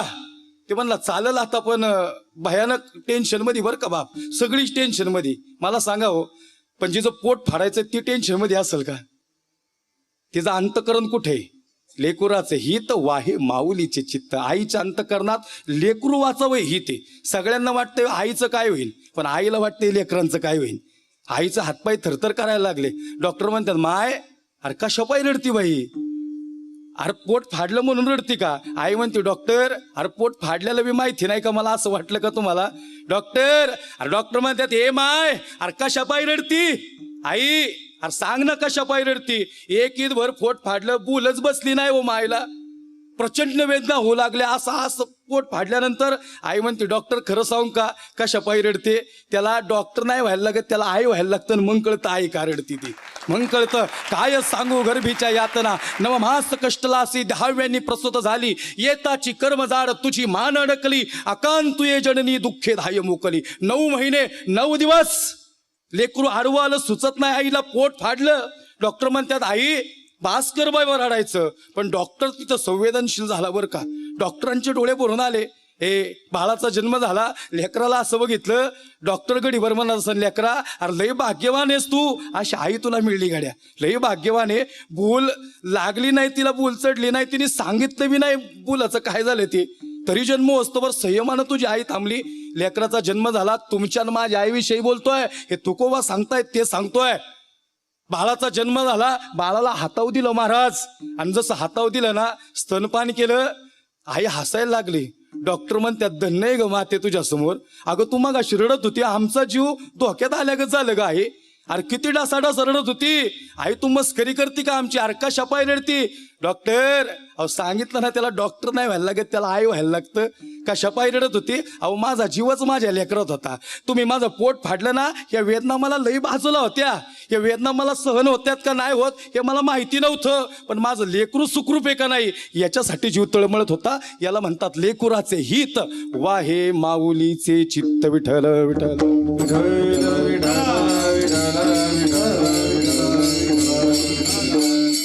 महाराज, या वेदना खूप प्रचंड आहे बरं का. तुमच्या आमच्या मायला, प्रत्येकाच्या मायला या वेदना झाल्यात, प्रत्येकाच्या मायला हो. स्तनपान केलं आणि काय सुखावला असेल आई, काय सुखावले असेल. जगातला परमोच्च आनंद आज लेकरानं आईला दिला. आई म्हणते लेकरा नाही बाबा तुला सोडू शकत, नाही सोडू शकत. असं धडपड करायला लागलं ना, काय भाषा वापरावी तुकोबारांनी, पोटी भार वाहे त्याचे सर्वस्व हिस्सा आहे. काय भाषा वापरावी तुकोबारांनी, काय तुकोबारांच्या मुखातून वाणीतून हे शब्द निघावे. लई प्रेम होते, पण आईचं प्रेम व्यक्त केलं, काय अंतकरणात जीव हळा उभा राहिला. माय आज खऱ्या अर्थानं ज्यांची आई गेली असेल ना, त्याच्या डोळ्यात तो पहिलं पाणी असेल. खरंच आमची म्हातारी असती तर लई जीव लावला हो. वानवळा देणारी आई गेल्यावर कळतं आईचं महत्व काय असतं. लक्ष देऊन ऐका. घरात अरे म्हातार माणूस पाहिजे रे घरात, कुणीतरी वयस्कर पाहिजे ते डोक्याने हात फिरवणार. खरंच ती वयस्कर आई गेली ना महाराज. आम्ही अशी पोरगी बघितली, पोरीकडे बघितलं तर पुरीचं वय 60 आहे, आईकडे बघितलं आईचं वय 80-85. मला वाटलं जवळजवळ या दोघी बहिणीचे आहेत. मी काय सांगतोय, लेकुराचं हित वाहे माऊलीचे चित्त. घडीभर वाटलं या दोघी बहिणी आहे महाराज. मायला विचारलं, माय अगं तोंडावनी हात फिरवला, एवढं बहिणीवर प्रेम. म्हणले महाराज ती बहीण नाही, ती लेक आहे माझी. अरे लेक आहे तुझी, असं होई ग प्रेम. म्हणले काय केलं, काय नाही झालं. म्हणले कांद्याची गोंतीच्या गाडीत टाकली, तांदळाची गोंतीच्या गाडीत टाकली. पोरगी म्हणती महाराज मी बी तेच म्हणते आईला, एवढा जावाई श्रीमंत आहे, घराच्या समोर चांगली मोठी गाडी थांबवली, 5-50 लाखाची गाडी आहे महाराज. आणि म्हातारी बघा की नुसती बेगी तांदूळ काय घेऊन येईन, कांद्याची गोण काय घेऊन येईन. एवढं नाही बघितलं तर म्हणती पदरात इथं सगळ्या नोटा बांधून ठेवल्या. बाबा सगळ्या नोटा बांधून ठेवल्या पदरात. कुणी पाहुण्याने 10 दिले, कुणी 20 दिले, कुणी 50 दिले, कुणी 100 दिले. पोरगी म्हणती माय काय करते ग. काय नाही ग, मनजुक ती साडी काही पोरांनी घेतलेली आवडली नाही बाई, तुला जी आवडत ना ती बाजारात जाऊन साडी घे. म्हातारीच्या 500 रुपयाची साडी किती भारी येईन माहिती नाही, पण त्या 500 रुपयाला मोल लई, त्यात प्रेम लई मोठं माहिती का. पोरगी अशी मुठीत त्या सगळ्या नोटा घेते, अशा गडीभर स्वतःच्या पदरात बांधती आणि आईला म्हणते माय एक प्रश्न पडला ग, तू तांदूळाची गोण टाकती, कांद्याची गोण टाकती, अगं काय कमी आहे, लय हवाय श्रीमंत आहे माय. आई म्हणती बाई तुझी श्रीमंती हे सगळं बाजूला ठेव, हे कशासाठी दिलं माहिती का हवा नवळा.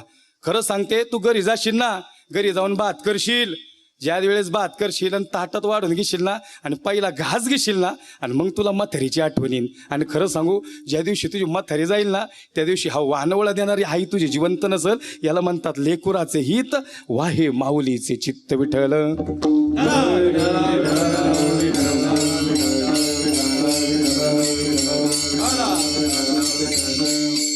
म्हणून ज्या दिवशी माय निघून गेली महाराज, आमचे बी डोळे भरून येतात खरे. आम्ही रात्री 2 वाजता गेलो, म्हातारी उठते आमची. आईला म्हणलं आई अरे पोटभर जीवन आलोय आम्ही, काळजी करू नको तू अजिबात. तरी म्हाताऱ्याला फोन करायला हवा, ऐकलं का एखादा फोन तर करा. कीर्तन ऐकणाऱ्यात कितीतरी पोर आहेत, त्यांच्या जीवनात हेच घडतंय आज पण. कितीतरी जण अशी तरुण मुलं आहेत जी बाहेर गेली ना, पोराओ गाडी सावकाश चालवा, वाहन सावकाश चालवा, गाडी सावकाश चालवा, त्याचा वेग कमी ठेवा. घरी कोणीतरी तुमची वाट बघतंय, कारण तुम्ही जबाबदार व्यक्ती आहात. तर हाताच्या फोडासारखं मायनी तुम्हाला सांभाळले ना. तुमच्या नंबर प्लेट का अशी नजर लावून बसली होती ती. माझं पोरग सकाळपासून गेले वया, अजून आहे ना, काय झालं असं कुणाच ठाऊक. अहो फोन तरी करा. म्हातारं म्हणते अगं म्हातारे किती वायतक देते ग तू, अरे येईल की कुठं जाणार आहे, रोज येत नाही का. अहो मला माहिती नाही, फोन करा. वायतक ते आज म्हातारे फिरती बरं का, म्हातारी फिरती आज म्हातारी. म्हातारी म्हणती फोन करा, मला काय माहिती नाही. आणि ती फोन करतो ना, पोरग म्हणते आई यार लय काळजी करते, येतो बाबा, काय काळजी करू नको. लाखातलं वाक्य बोलू का. घरासमोरून किती बी गाड्या जाऊ द्यात, घरासमोरून किती बी गाड्या जाऊ द्यात, आपल्याच लेकराची गाडी कशी ओळखती माहिती का. घरासमोरून किती बी गाड्या जाऊ द्यात, एखाद्या गाडीचं या सगळ्या गाड्या मॅन्युफॅक्चर आजूबाजूच्या कंपनीने केलेत. एका विशिष्ट इंजिनियर मेकॅनिकलला कदाचित माहिती नाही फायरिंग कमी जास्त झालेलं, पण घरासमोरून किती बी गाड्या जाऊ द्यात, पण नुसत्या हॉर्न भरून आणि गाडीच्या आवाजावरून आपल्या लेकराची गाडी ओळखणारी इंजिनियर म्हणजे आई आहे. या जगाच्या पाठीवर अशी इंजिनियर नाही हो. अहो नुसतं हॉर्न वाजला की कळते माझं लेकरू आलं. अहो नुसतं ते बटन दाबलं ना गाडीचं, ते नुसतं टुंग टुंग आवाज आला की तिला कळते पोरगा आलं. नुसती दांदल, ज्वारीचा डबा भाकरीचा काय काढीन, भाकरीच काय टाकेन माया. अरे बाबा तू जे वाधी महाराज, हे तुम्हाला वास्तव सांगितलं बरं का, खरंच वास्तव सांगितलं. आम्ही खरंच अशी आहे बघितली, खरंच अशी आहे बघितली जी नितांत, जी जीवापाड मुलांवर प्रेम करत होती. विठ्ठल विठ्ठल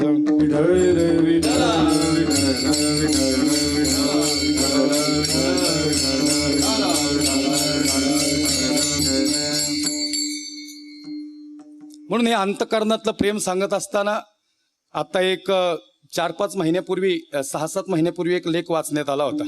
त्याच्या आधीही वाचला आणि पुन्हा एकदा तो आता पुस्तकात ज्यावेळेस छापून आला त्यावेळेस हे खऱ्या गोष्टी ज्यावेळेस समोर येतात ना त्यावेळेस अंतःकरणातला ठाव चुकतो. मी फक्त अभंगाच्या आजच्या याच चरणावर बोलतोय. या अभंगाची सगळी चरणं उलगडून पहा, याच्यात तुम्हाला मातृत्व दिसन. मी संत तर तुमच्या समोर सुरुवातीलाच मांडलंय, पण खरंच मातृत्व एवढं श्रेष्ठ आहे का, ही भूमिका तुमच्या समोर मांडायची. मला असं वाटतं आजच्या कीर्तनातून एका जरी लेकराला वाटलं ना आज घरी जाऊन आईचे पाय धुवून पाणी प्यावं गाड्या, तरी आजचं कीर्तन झालं. एका जरी लेकराला वाटलं ना आईला जाऊन कडकडून मिठी मारावी, तुम्हाला खरं सांगू का, लेकरांचं ऐश्वर्य बघितलं ना आई बाप मारायला तयार असतात बरं का.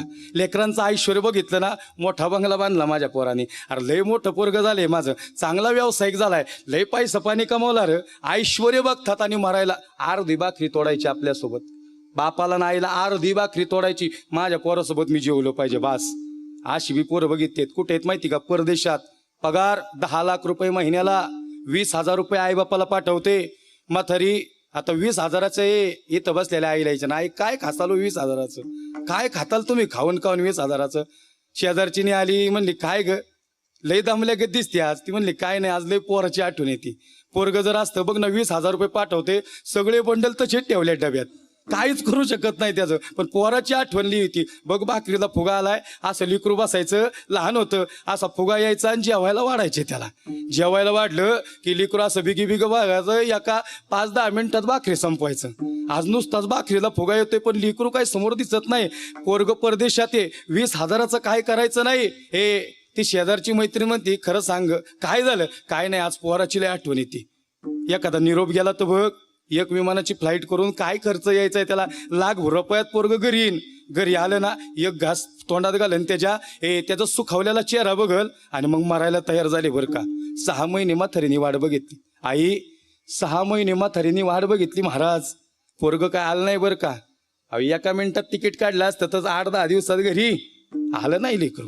पण खरं सांगू का, सगळ्या लेकरांचं सांगत नाही, मला सांगायचं तात्पर्य काय, लेकुराचे हित वाये माऊलीचे, आईसी कळवळ्याची जाती करी लाभाविन प्रीती. प्राण सोडला मायबापानं घरात. 6 महिन्यानंतर आलं, दार उघडलं आणि दार उघडल्यानंतर कळलं की सापळा घरात दिसला. हा सापळा बघितला पडलेला आणि मग शेजारच्या ना आजीला विचारलं, आजी अरे काय झालं, माझे आईबाप गेलेले माहिती नव्ह का. हे पोरा, अरे तुझ्या म्हातारीने लय आठवण काढली रे तुझी.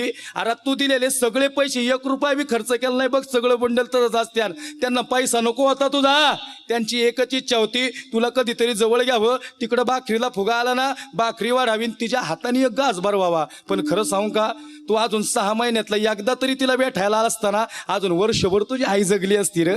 ज्या घरात मायबापाला प्रेम मिळतं ना, त्या घरातले मायबाप चांगले जगतात, लक्षात घ्या. विठ्ठल विठ्ठल.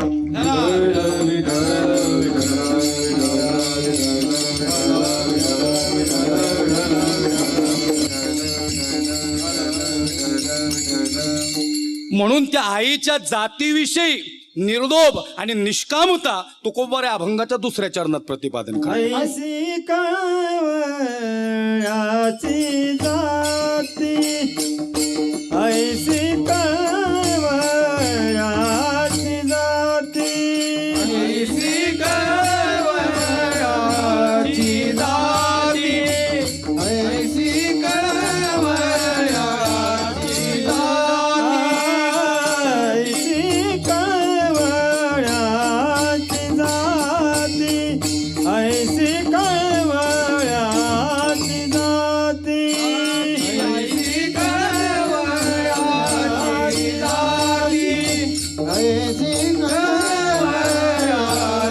जाती. करीला भाविन प्रीती, करीला भाविन प्रीती, करीला भाविन प्रीती, ऐसी कळवळ्याची जाती, ऐसी कळवळ्याची जाती, करीला भाविन प्रीती, करीला भाविन प्रीती, ऐसी कळवळ्याची जाती, ऐसी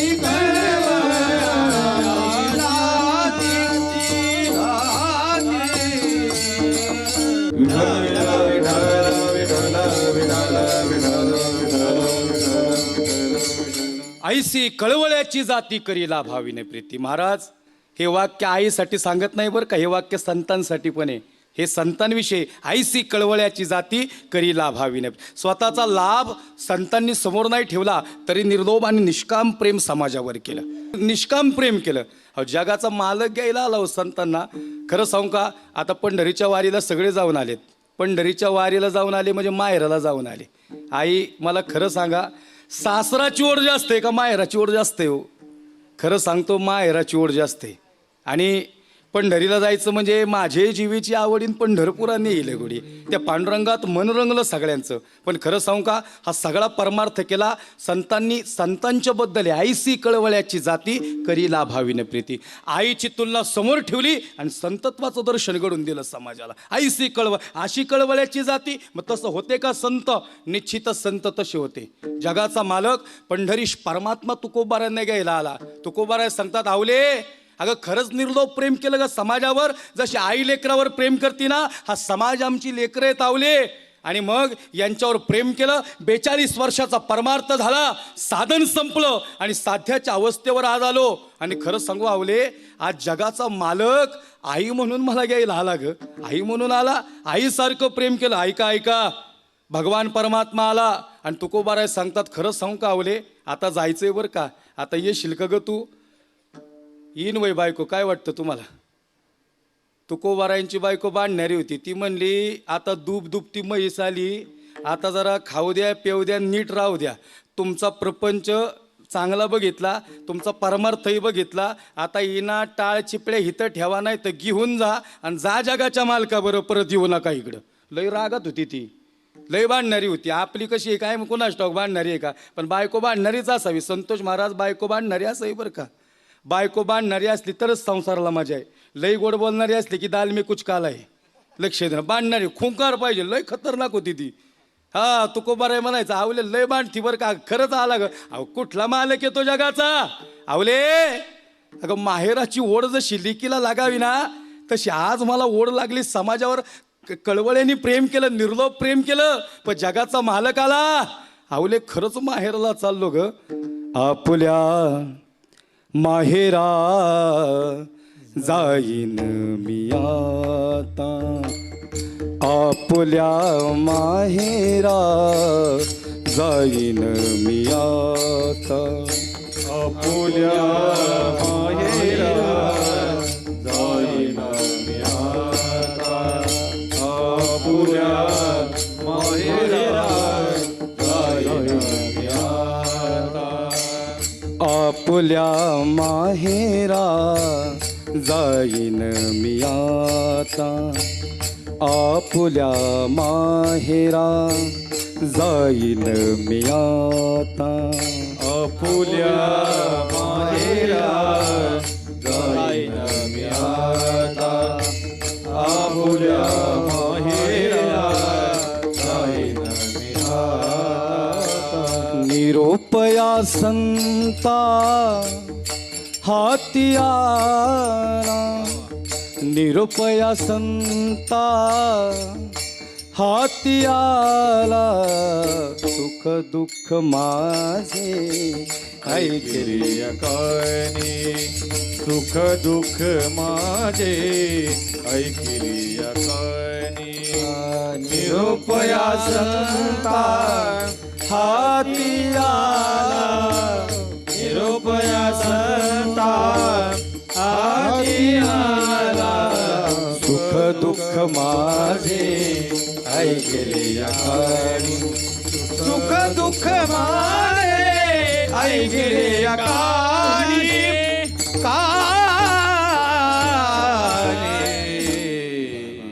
माहेराची ओढ तुकोबांना लागली. काय भाषा महाराजांची. महाराज सांगतात, ए आपल्या माहेरा जाईन मी आता, आपल्या माहेरा जाईन मी आता. निरोपया संता हाती आला, निरोपया संता हाती आला, आपल्या माहेरा जाईन मी आता, आपुल्या माहेरा जाईन मी आता, जाईन मी आता. विठाला विठाला विठाला विठाला विठाला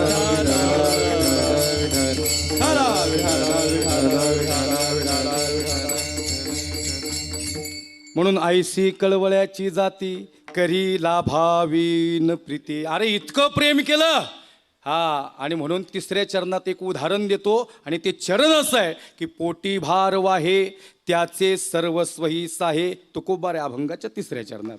पोटी भारवा है, पोटी भारवा है, पोटी भारवा है, पोटी भारवा है, पोटी भारवा है, पोटी भारवा है, पोटी भारवा है, पोटी भारवा है. त्याचे सर्व सोयी साय, त्याचे सर्व सोयी साय. ऐसी कैवल्या सिराती, ऐसी कैवल्या सिराती. त्याचे सर्व सोयी साय, त्याचे सर्व सोयी साय. ऐसी कैवल्या सिराती, ऐसी कैवल्या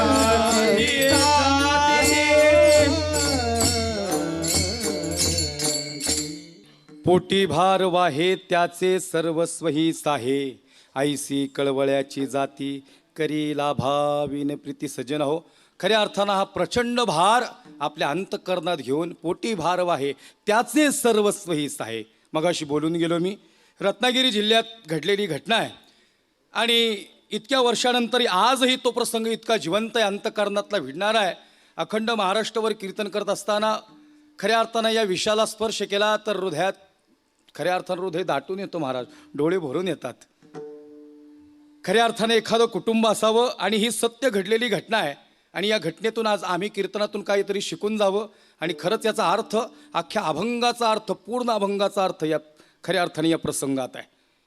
आणि म्हणून हा प्रसंग सांगायला का आवडेल महाराज, वर्तमानपत्रात बातमी आली. खऱ्या अर्थानं श्राद्ध नावाचं पुस्तक आहे आणि त्याच्यात हा लेख छापून आलेला आहे. रत्नागिरी जिल्ह्यात खऱ्या अर्थानं एखाद्या छोटं कुटुंब आहे आणि मनात इच्छा उत्पन्न झाली, म्हटले की आम्हाला एखादं लेकरू व्हावं, परमेश्वराने खऱ्या अर्थानं आशीर्वाद द्यावा, घरात लेकरू यावं, बाळाचा जन्म व्हावा. लेकरू पोटात असलं ना, आई आधीपासूनच प्रेम करते. आईचंच प्रेम सांगतो बरं का आज महाराज. जगाच्या पाठीवर सगळे प्रेम आहेत, ॲडव्हान्स प्रेम आईचे. 9 महिने आणि 9 दिवस जास्त प्रेम आईचे. पोटात असल्यापासून प्रेम आहे ना. कुणी केलंय सांगा बरं. डोळे मिटून प्रेम करते, तिला प्रियसी म्हणतात. डोळे मिटल्यासारखं प्रेम करते, तिला मैत्रीण म्हणतात.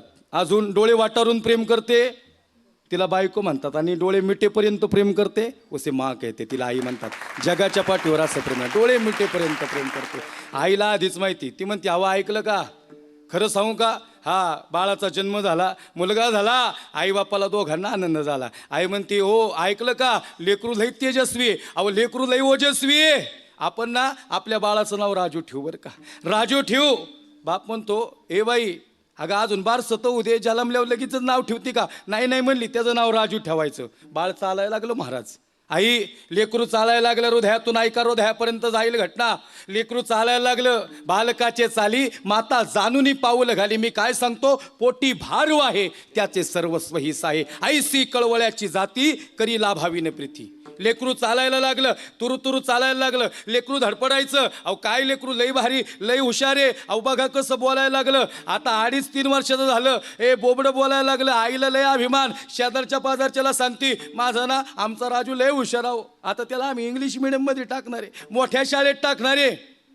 बाप म्हणतो अगं तू इडी झाली का. आई तुमचं काळीज असंच आहे का. नाही म्हणजे तुमच्याकडे भावना या उड्या जबरदस्त आहेत, तुम्ही वास्तवाचा विचारच करत नाही. बाप लय वास्तववादी आहे तसा.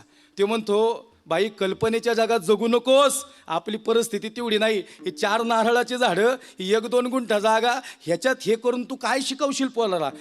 ती म्हणते काही जरी चालेल पण माझ्या पोराला कलेक्टर करणार. काही झालं तरी चालेल पण माझा राजू कलेक्टर झाला पाहिजे. मी करणार माझ्या राजूला कलेक्टर. आईच्या अंतकरणातला ठाव चुकला. आणि खरं सांगू का, या जगाच्या पाठीवर या महाराष्ट्रातल्या या कोणत्याही आईने जर ठरवलं ना पोराला काय करायचं, ते माघार घेत नाही गड्या. हिथं पट्ट्या बांधीन पट्ट्या, हात पोटी भार आहे त्याचे सर्वस्वहीच. काही करत हो त्याच्यासाठी, काही बी करायला तयार झाली. महाराज 1ली ते 7वीपर्यंत राजूचा पहिला नंबर, 10वीला बी राजूचा पहिला नंबर. राजूला मित्र म्हणतात, हे राजू, अरे कशापायी एवढा अभ्यास करतो. माझ्या आईचं लय मोठं स्वप्न आहे, रानात जाती राबायला, शेतात कष्ट करती. खुरपत असताना कष्ट करत असताना माझी आई तिच्या मैत्रिणीला सांगते, ज्या दिवशी माझा राजू कलेक्टर होईल ना, हे सगळं विकायचं आणि राजूच्या बंगल्यात जाऊन राहायचं. खरं सांगू, हे स्वप्न आईचं मला दाखवायचं म्हणून राजू लढायला लागला. अरे लय अभ्यास, प्रचंड अभ्यास, सगळा असंख्य संघर्ष हृदयात घेऊन राजू आज अभ्यास करू लागला. 10वीपर्यंत ग्रॅज्युएशनपर्यंत विथ डिस्टिंक्शननी राजू पास झाला. चांगल्या मार्कानं राजू पास झाला. आई म्हणते, राजू मला लय अभिमान आहे तुझा, तुला कलेक्टर व्हायचंय राजू, मोठ्या शहरात जावं लागेल आता, काळजी करू नको. अरे किती पैसे लागले ही आई पुरवल. अरे माय, अरे पण तू थकली ग भाई, आता थकली तू, आता काय देशील. राजूची आई म्हणती, खरंच म्हणली असेल की हो, पोटी भारव आहे त्याचे सर्वस्व हीच आहे, आईसी खळवळ्याची जाती करी लाभाविने प्रीती. राजू काळजी करू नको. बाप म्हणतो, राजू तिचं काय ऐकू नको. अरे एवढं नाही आपल्याकडे रिस्टेट, हे इकलं तरी तू कलेक्टर नसतो होत. नाही बाबा, आईने ठरवले, नारळाची बर्फी घ्यायची, बर्फी करायची, राजूच्या तोंडात घालायची. राजू म्हणतो, आई या बर्फीच्या आठवणींवर का शहरात गेल्यानंतर. अगं लय जीवापाड प्रेमी, लय जीवापाड प्रेमी. राजू शहरात जातो. मायबाप, राजूनी खऱ्या अर्थानं चांगल्या मार्कानं पुन्हा पास व्हावं, चांगल्या एक्झाम प्रिलियम पास व्हावी, खऱ्या अर्थानं मेन्समध्ये जावं, कधी कधी पराभूत व्हावं, पण आईची जिद्द समोर उभी राहावी. आईने सगळं अर्पण केलं. थरथर हातपाय कापायला लागले. नवरा म्हणतो, अगं ऐकलं का, बाई आता तरी माघार घे, हातपाय चालत नाही बाई तुझे. अहो काही झालं तरी चालेल पण माझा राजू कलेक्टर झाला पाहिजे. काय बी होऊ द्या हो. तुम्ही आता एक काम करा, मला लय आठवण यायला लागली. 6 महिने झालं राजू गेलाय, त्याचं काय अजून पत्र येईना. मागच्या 3 महिन्यापूर्वी पत्र आलं होतं. आता एक काम करा, हे बघा बर्फी बनवली, डबा घेतला, खोबऱ्याची बर्फी बनवली, म्हणली माझ्या राजूला लय आवडते. अजून 1 लाखातलं वाक्य सांगू का, या जगाच्या पाठीवर लेकराला काय आवडतं ना, फक्त आई सांगू शकते, आई. आणि लेकराच्या चेहऱ्यावरचं चेहरा वाचून त्याला किती टेन्शन आहे का सुखात, हे फक्त आई बाप सांगू शकतात, कुणीच नाही सांगू शकत. बघा या जगाच्या पाठीवर ती आवडणारी बर्फी घेऊन जावं. ऐका सज्जन हो, हृदयातला ठाव चुकल. हा प्रसंग वाचताना महाराज आमचे डोळेवरून येतात हो.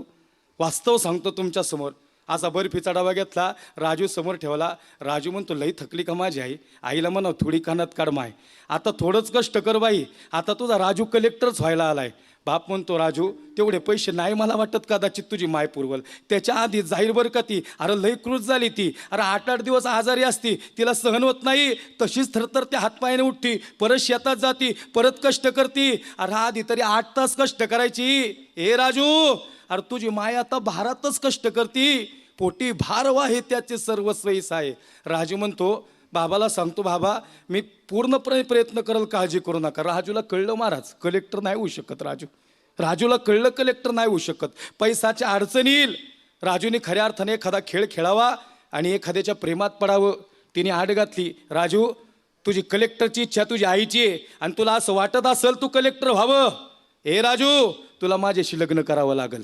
राजू म्हणतो, माझ्या आईला सोडून या सगळ्या गोष्टी कराव्या लागतील. नाही, तुझ्या आईचं प्रेम तुझ्यावर आहे आणि तसंच असावं याच्यात तू मात्र शंका नाही. पण राजू तुला कलेक्टर व्हायचं असेल आणि आईचं स्वप्न पूर्ण करायचं असेल तर लग्न करावं लागेल. मी कलेक्टर करायला मदत करते. राजूनी लग्न केलं महाराज, लग्न केलं. आई म्हणती, आता वर्ष झालं राजूचं पत्र यायना. अहो बघा तरी राजूची परीक्षा कुठवर आली. अहो सांगा तरी कुठपर्यंत झालं, राजू होतोय का नाही कलेक्टर. परत ती खोबरं घ्यावं, ती बर्फी करावी. खोबऱ्याची बर्फी केली, परत डबा भरून दिला. आज राजूचा बाप गेला, दारा उभा होता. राजू व्हॉलीबॉल खेळतोय, बापाचं लक्ष आज तिकडे गेलं. बापाने हाक मारावी, राजू. राजूनी लांबून बघावं, फाटक्या धोत्रात बाप बघावा, मळक्या कपड्यात बाप बघावा. सगळे मित्र सगळे हाय एज्युकेटेड, वेल क्वालिफाईड. अरे यांच्यात माझा बाप हा यांना कळलं तर माझा अपमान होईल. लांबूनच वॉचमॅनला सांगितलं जे काय आणले ते सगळं जमा करून घ्या आणि आता अलाउड नाहीत हे खऱ्या अर्थानं इथं भेटून देत नाही एवढंच सांगा. खरं सांगू का तुम्हाला, तुमचा बाप किती बी रागीट असेल, किती बी तत्वी असेल, तो निष्ठुर काळजाचा नाही, त्याचं काळीज लोण्यागत मवे. त्याने ओळखलं बरं का राजूने खेळ खेळलाय. ती बर्फी बघितली, असा डब्याचं बघितलं, वॉचमॅनच्या गेटवर ठेवली आणि बाप निघून गेला. म्हातारी म्हणती खाल्ला का हो राजूनी बर्फीचा घास, आणि बर्फी खाताना लय आईची आठवण आली असेल. खरं सांगू का, आज मात्र म्हाताऱ्याचे डोळे भरून आले. बाप काय म्हणतो माहिती का, अंधारात बसला एकटा बाप. ज्या दिवशी दुःखी असतो ना, या बसणाऱ्या आणि कीर्तन ऐकणाऱ्या असंख्य बापाला विचारा, ज्या दिवशी अंधाऱ्या खोलीत बसतो ना, त्याच्या डोळ्यातलं पाणी बघायला या जगाच्या पाठीवर कोणीच उभं नाही तिथं. खरंच सांगतो, अरे धडा धडा घडा घडा रडता येतं त्याला, ढसा ढसा रडता येतं त्याला. अरे अश्रूंच्या सगळ्या लाटा मोकळा करतो तो एकाच दिवशी. शांत झाला, सांगू शकत नाही राजूने खेळ केला काहीतरी, पण काहीतरी चुकलं होतं. राजू कलेक्टर होणार का नाही माहिती नाही, पण राजू आज बदलला होता. अहो सांगा ना, काहीतरी बोला हो.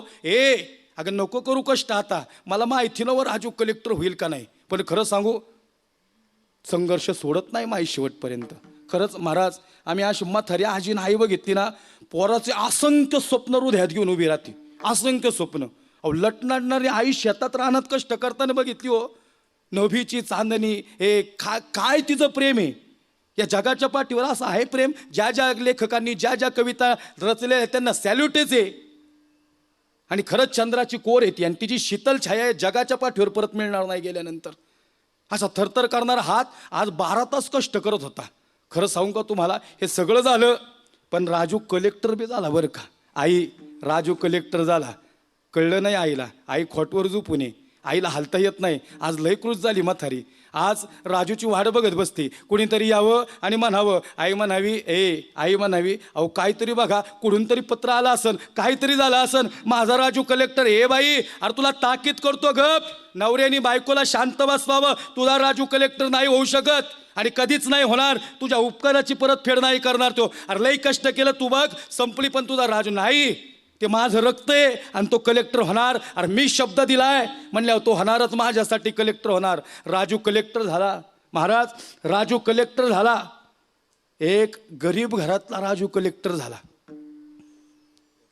पत्र आलं गावात, ते वर्तमानपत्र आलं आणि त्याच्यात लिहिलं राजू कलेक्टर झाला. आणि आत्ता सध्याचं पोस्टिंग नाशिकला आहे. कुणीतरी घेऊन आलं, ते वर्तमानपत्र वाचलं. ओ राम भाऊ, अरे तुमचा राजू कलेक्टर झाला म्हणले. राजू कलेक्टर झाला. आई कुठं होती माहिती का दादा, आई अशी खाटो झोपलेली.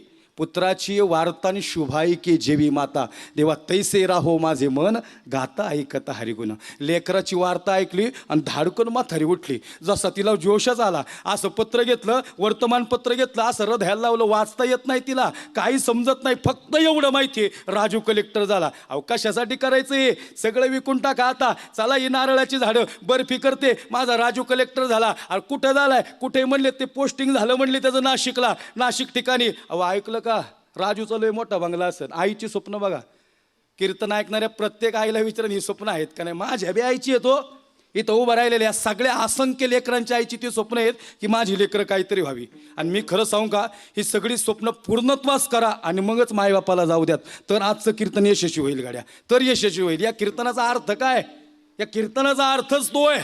संतत्व सांगायचं, पण मातृत्व किती मोठं आहे आणि हेच संतत्व समोर ठेवलंय. हेच संतत्व आहे. आता संत घावणार नाही ना, मग आईच्या चरणात संत आहेत. खऱ्या अर्थानं तिथं सेवा कराल तर संतांच्या सेवेला ती सेवा जाऊन मिळते. नाही, राजू कलेक्टर झाला. गेले दोघं महाराज नाशिकला गेले, वन फिरत. राजू कलेक्टरचा बंगला कुठं, राजू कलेक्टरचा बंगला कुठं. ते दोन्ही वॉचमॅन असे उभे राहिलेले. तिथं लिहिलं, म्हातारी दमली हो, आता थकली होती आई, थकली होती, तिला हालता येत नव्हतं, थरथर हात. पण आज वेगळीच ऊर्जा. तुम्हाला खरं सांगू का, पोरगं ज्या दिवशी सरपंच होऊन येतं ना, मायच्या अंतकरणात वेगळीच ऊर्जा असते. म्हातारीला उठता येत नाही. ते म्हणते जिल्हा परिषद सदस्य झाले, आमदार झाले, खासदार झाले, मंत्री झाले, सभापती झाले, पंचायत समितीला निवडून आले, नगरसेवक झाले. काय अंतकरणातला टाव. माझं पोरगं CA झाले, माझं पोरगं इंजिनियर झाले, डॉक्टर झाले, IAS झाले, IPS झाले. अरे किती डेप्टी कलेक्टर झाले, किती अंतकरणातला ठाव चुकावा. ती आई त्या दिवशी शांत नाही बसत बरं का, नाही शांत बसते. म्हातारे काय म्हणते, खरंच सांगतो, ऐकणाऱ्या बापाला माहिती आहे की ते वास्तव स्वीकारतात. माझा बी बाप, सगळ्यांचा बाप सांगतोय.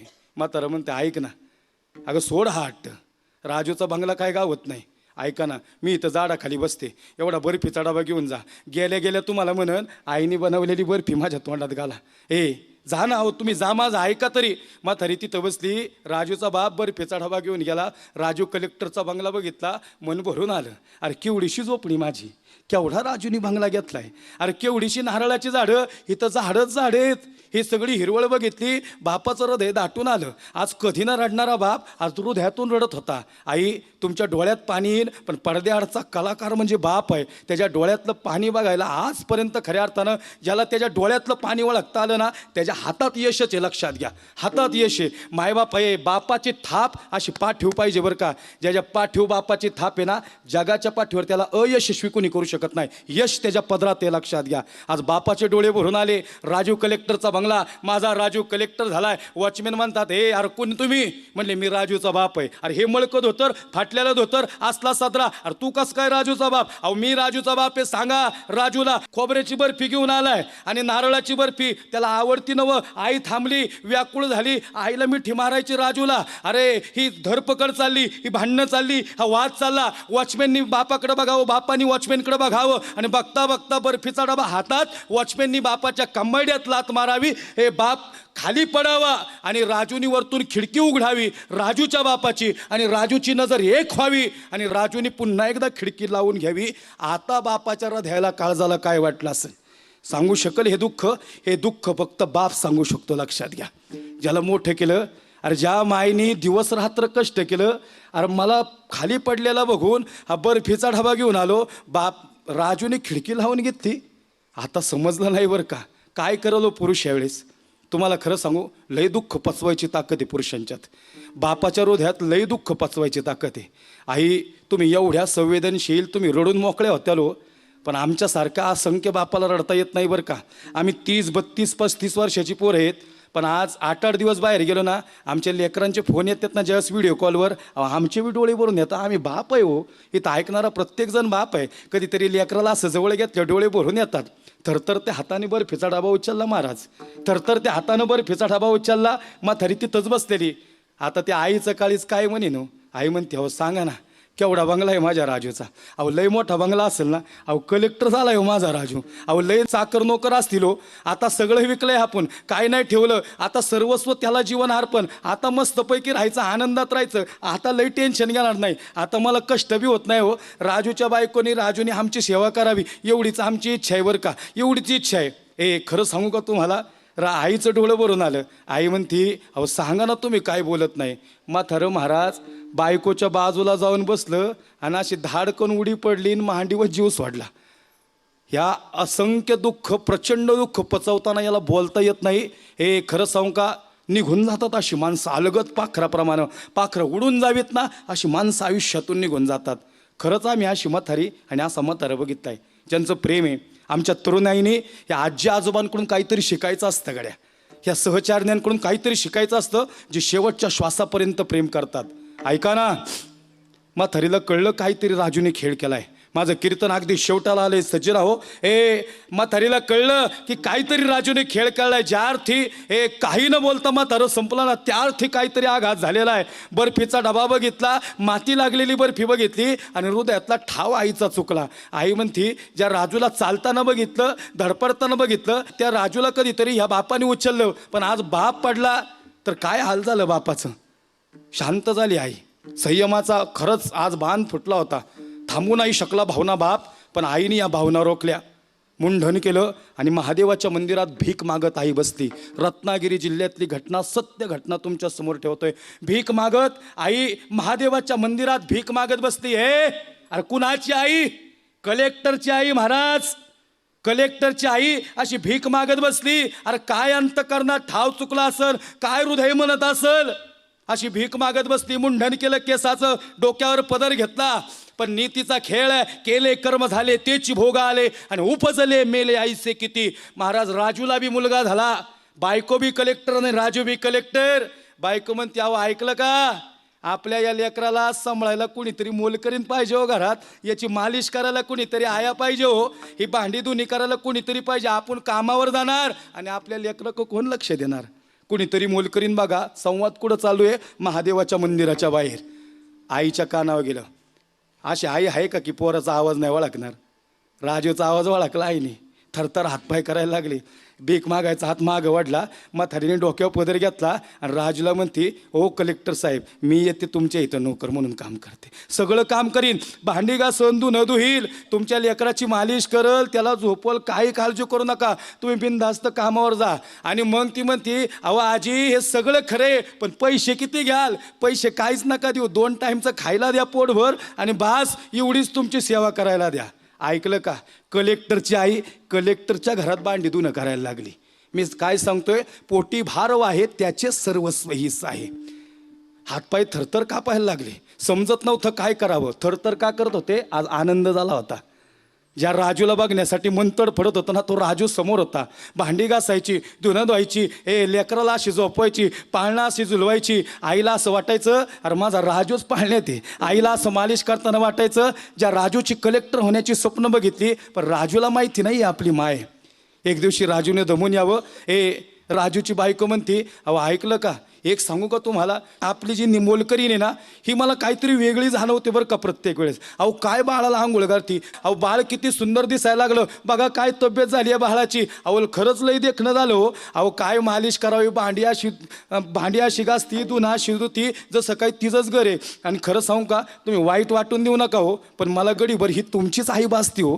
राजू म्हणतो, अगं माझी आई आता जगली असन का राहिली नसन माहिती नाही ग, तुझ्या पायी आईबाप सोडून आलो मी इथं, सगळं कलेक्टर झालो. आज कामावर जाताना प्रत्येक सही करताना माझी माय मला आठवते, राजूला आई आठवती बरं का.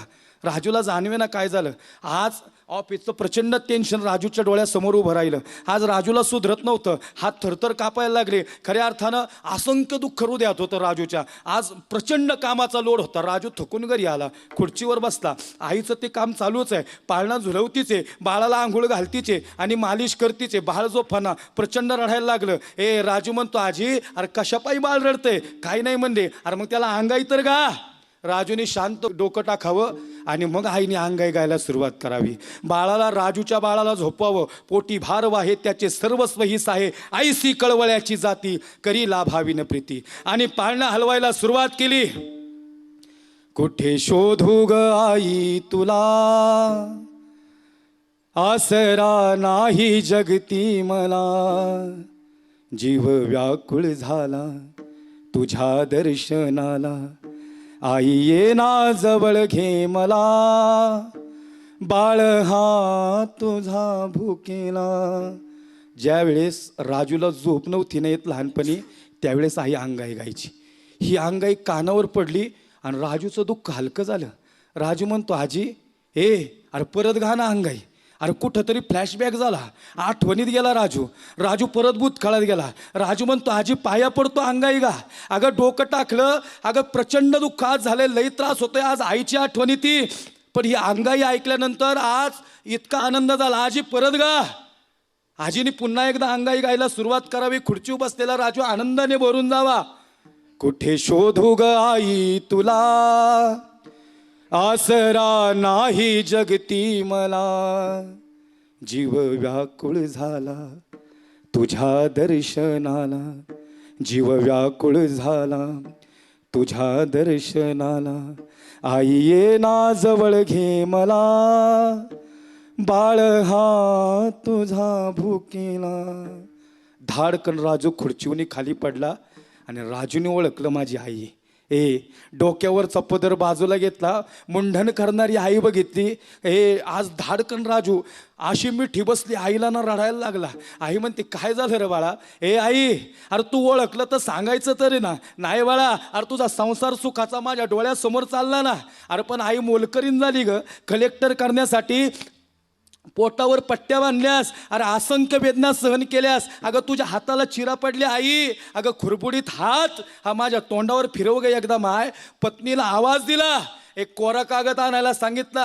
पत्नी म्हणते, काय झालं? मला माहिती नाही काय झालं, पण एक कोरा कागद आण. कोऱ्या कागदावर सही केली. आई म्हणते, काय केलं राजू? राजू म्हणतो, आई तू माझ्यासाठी भरपूर केलं ग. आज नारळाची बर्फी खायची इच्छा आहे, आज तुझ्या कुशीत झोपायची इच्छा आहे. माय मांडीव झोपवशील का ग? अगं लहानपणी ताप आला तर पोटी भारव आहे त्याचे सर्वस्व हिस्सा आहे, आईसी कळवळ्याची जाती, करी लाभाविन प्रीती. आई इतका प्रचंड त्रास होता ना, तू मांडी दुखली तरी तू मांडी सोडली नाही माय. पण खरं सांगू, कलेक्टर होताना या आनंदात एकदा तरी तुझी आठवण यायला पाहिजे होती. हा पोरगा एका आईसाठी चुकला आणि भविष्यातलं कुठलंच लेकरू मायेसाठी चुकलं नाही पाहिजे, तिच्या प्रेमासाठी मुकलं नाही पाहिजे. म्हणून आज तुझा राजू आई आज कलेक्टर पदाचा राजीनामा देतो. यानंतर भविष्याला आदर्श असेल की कुठल्या लेकरानं आईला दुखवलं ते एखादा राजूचा दृष्टांत वाचा, ही सत्य घटना वाचा आणि मग कळतं काय असतं प्रेम. लेकुराचे हित जाणे माऊलीचे चित्त, ऐसी कळवळ्याची जाती करी लाभावीन प्रीती. कलेक्टर पदाचा राजूनी राजीनामा दिला, आईला मिठी मारली.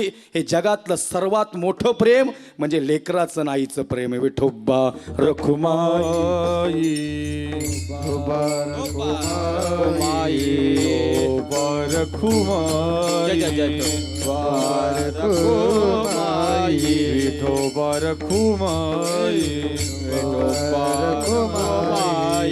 विठोबा रखुमाई विठोबा रखुमाई विठोबा रखुमाई विठोबा रखुमाई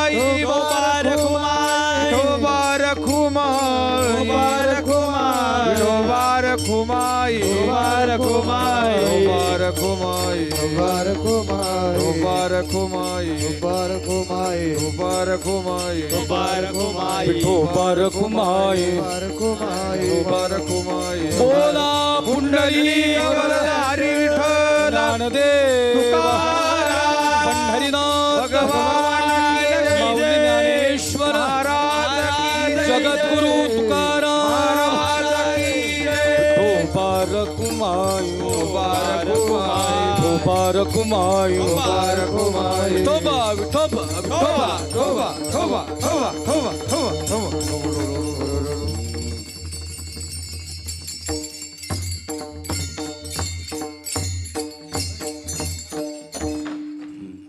लेकुराचे हित वाहे माऊलीचे चित्त, ऐसी कळवळ्याची जाती करी लाभावीन प्रीती. पोटी भार वाहे त्याचे सर्वस्व ही साहे, ऐसी कळवळ्याची जाती करी लाभावीन प्रीती. साहेब अहो लय महाराष्ट्र पराक्रमाचा हो, काय माणसं उभी राहिली. महासाहेब जिजाऊनी शिवरायांना जन्म दिला. शिवराय अरे असा पुत्र उभा राहिला आणि मग त्या खऱ्या अर्थानं सिंहाच्या पोटी धर्मवीर शंभूराजांसारखा पुत्र उभा राहिला. जगी ऐसा बाप व्हावा ज्याचा वंश मुक्ती सजावा. हे छत्रपती शिवाजी राजे जसे होते बाप से बेटा, हा एका पावलाने पुढं होता शंभूराजा. लई भयानक. पदरात काय पडलं, 32 वर्षात जाणं झालं. चांगली माणसं कमी वयात जातात साहेब, चांगली माणसं कमी वयात जातात. स्वामी विवेकानंद 39व्या वर्षी निघाले, जगद्गुरु तुकोबाराय 42व्या वर्षी निघाले, हे माऊली ज्ञानोबाराय 22व्या वर्षी समाधीला जातात आणि धर्मवीर शंभूराजे 32व्या वर्षी धारातीर्थी पडतो. पण धारातीर्थी पडताना हृदयात एकच आठवण, महाराणी सईबाई. शंभूराजे सांगतात खऱ्या अर्थानं वार होतायत, तलवारी झेलतायत. अरे काय आठवतं शंभूराजे सांगतात मला ती आई आठवती जन्म झाल्यानंतर जी मला दूधच पाजू शकली नाही. काय आठवलं शंभूराजांना, ती आई आठवती. देह विसरी आपला जवळी घेता क्षीण गेला, ती आई आठवती. माझा जन्म झाला आणि आई 2 वर्षाच्या असताना शंभूराजे आई निघून गेली. व्याधी जडली, बाळाला दूध पाजू नाही शकली. कापूरवळ गाव आहे सातारा जिल्ह्यामध्ये आणि तिथं धाराऊ माता आहे तिथली. त्या धाराऊ मातांनी धर्मवीर शंभूराजांना दूध पाजलं. याला म्हणतात लेकुराचे हित जाणे माऊलीचे चित्त, ऐसी कळवळ्याची जाती करी लाभावीन प्रीती. त्या धाराऊ मातांनी धर्मवीर शंभूराजांना दूध पाजलं. आणि खरं सांगू शंभूराजांना शेवटचा प्रश्न विचारला, काय आठवतं? म्हणतो तो क्षण आठवतो ज्या क्षणी मी बाजूला होतो, 2 वर्षाचा होतो. माझे आबासाहेब छत्रपती शिवाजीराजे भोसले समोर उभे होते आणि मासाहेब जिजाऊ हा प्रसंग धर्मवीर शंभूराजांना शिवबानं सांगितला होता. शंभू, अरे आज तुला प्रसंग सांगतो. तुझ्या आईचा प्राण चालला होता ना, आईने मुठी आवडल्या होत्या ना, माझा हात हातात धरला होता, पण एकच विनंती केली थी, माझ्या शंभूराजाला जीवापाड जपा. मी गेले तरी चालल. आणि खरंच मा, आम्ही अशी आई बघितली जी शेवटची मूठ झाकली, पतीच्या हातात हात दिला, म्हणले काही जरी तरी चालेल पण माझ्या लेकरांना सांभाळा. मी अशी रुक्मिणी आई साहेब आम्ही संत चरित्रात पाहिली. हे जी विठ्ठलपंत असा बाप बघितला जो खऱ्या अर्थानं माऊली ज्ञानोबाऱ्यांसमोर उभा होता आणि ज्ञानोबाऱ्यांना सांगितलं, माऊली आता मुक्ताबाईची आई आणि बाप तुम्ही व्हा. खरं सांगू, एक लाखातलं वाक्य बोलतो, हे दुःख हलकं करणारं वाक्य आहे. गुरुजी, ज्याचा बाप गेला ना त्यांनी पंढरपूरला विठोबाकडे जावं, आणि ज्याची आई गेली ना त्यांनी आळंदीत माऊली ज्ञानोबारायांकडे जावं. ज्ञानोबाराय ही जगाची आई, ही विश्वाची आई आहे खऱ्या अर्थानं.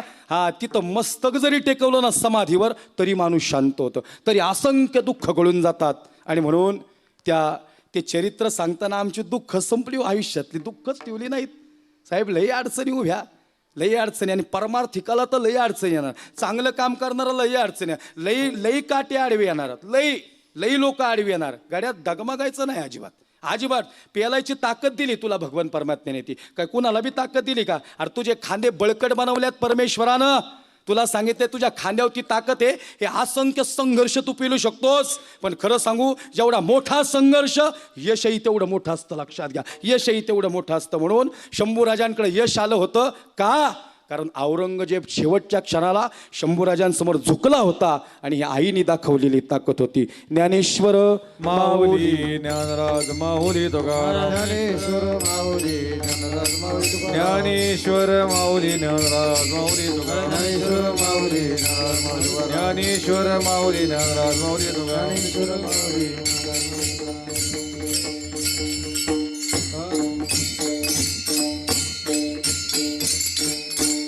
जय विठ्ठल, जय जय विठ्ठल, जय विठ्ठल, जय जय विठ्ठल, जय विठ्ठल, जय जय विठ्ठल,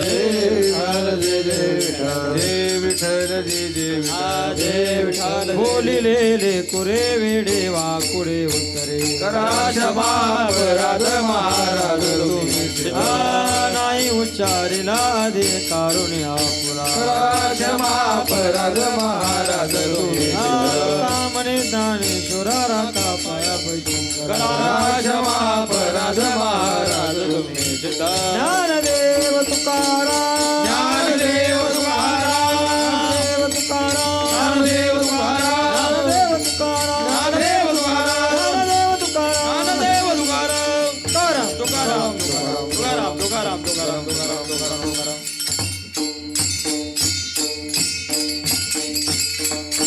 पुंडलिका विठ्ठल श्री ज्ञानदेव तुकाराम, पंढरीनाथ भगवान की जय, माऊली ज्ञानेश्वर महाराज की जय, जगद्गुरु तुकाराम महाराज की जय.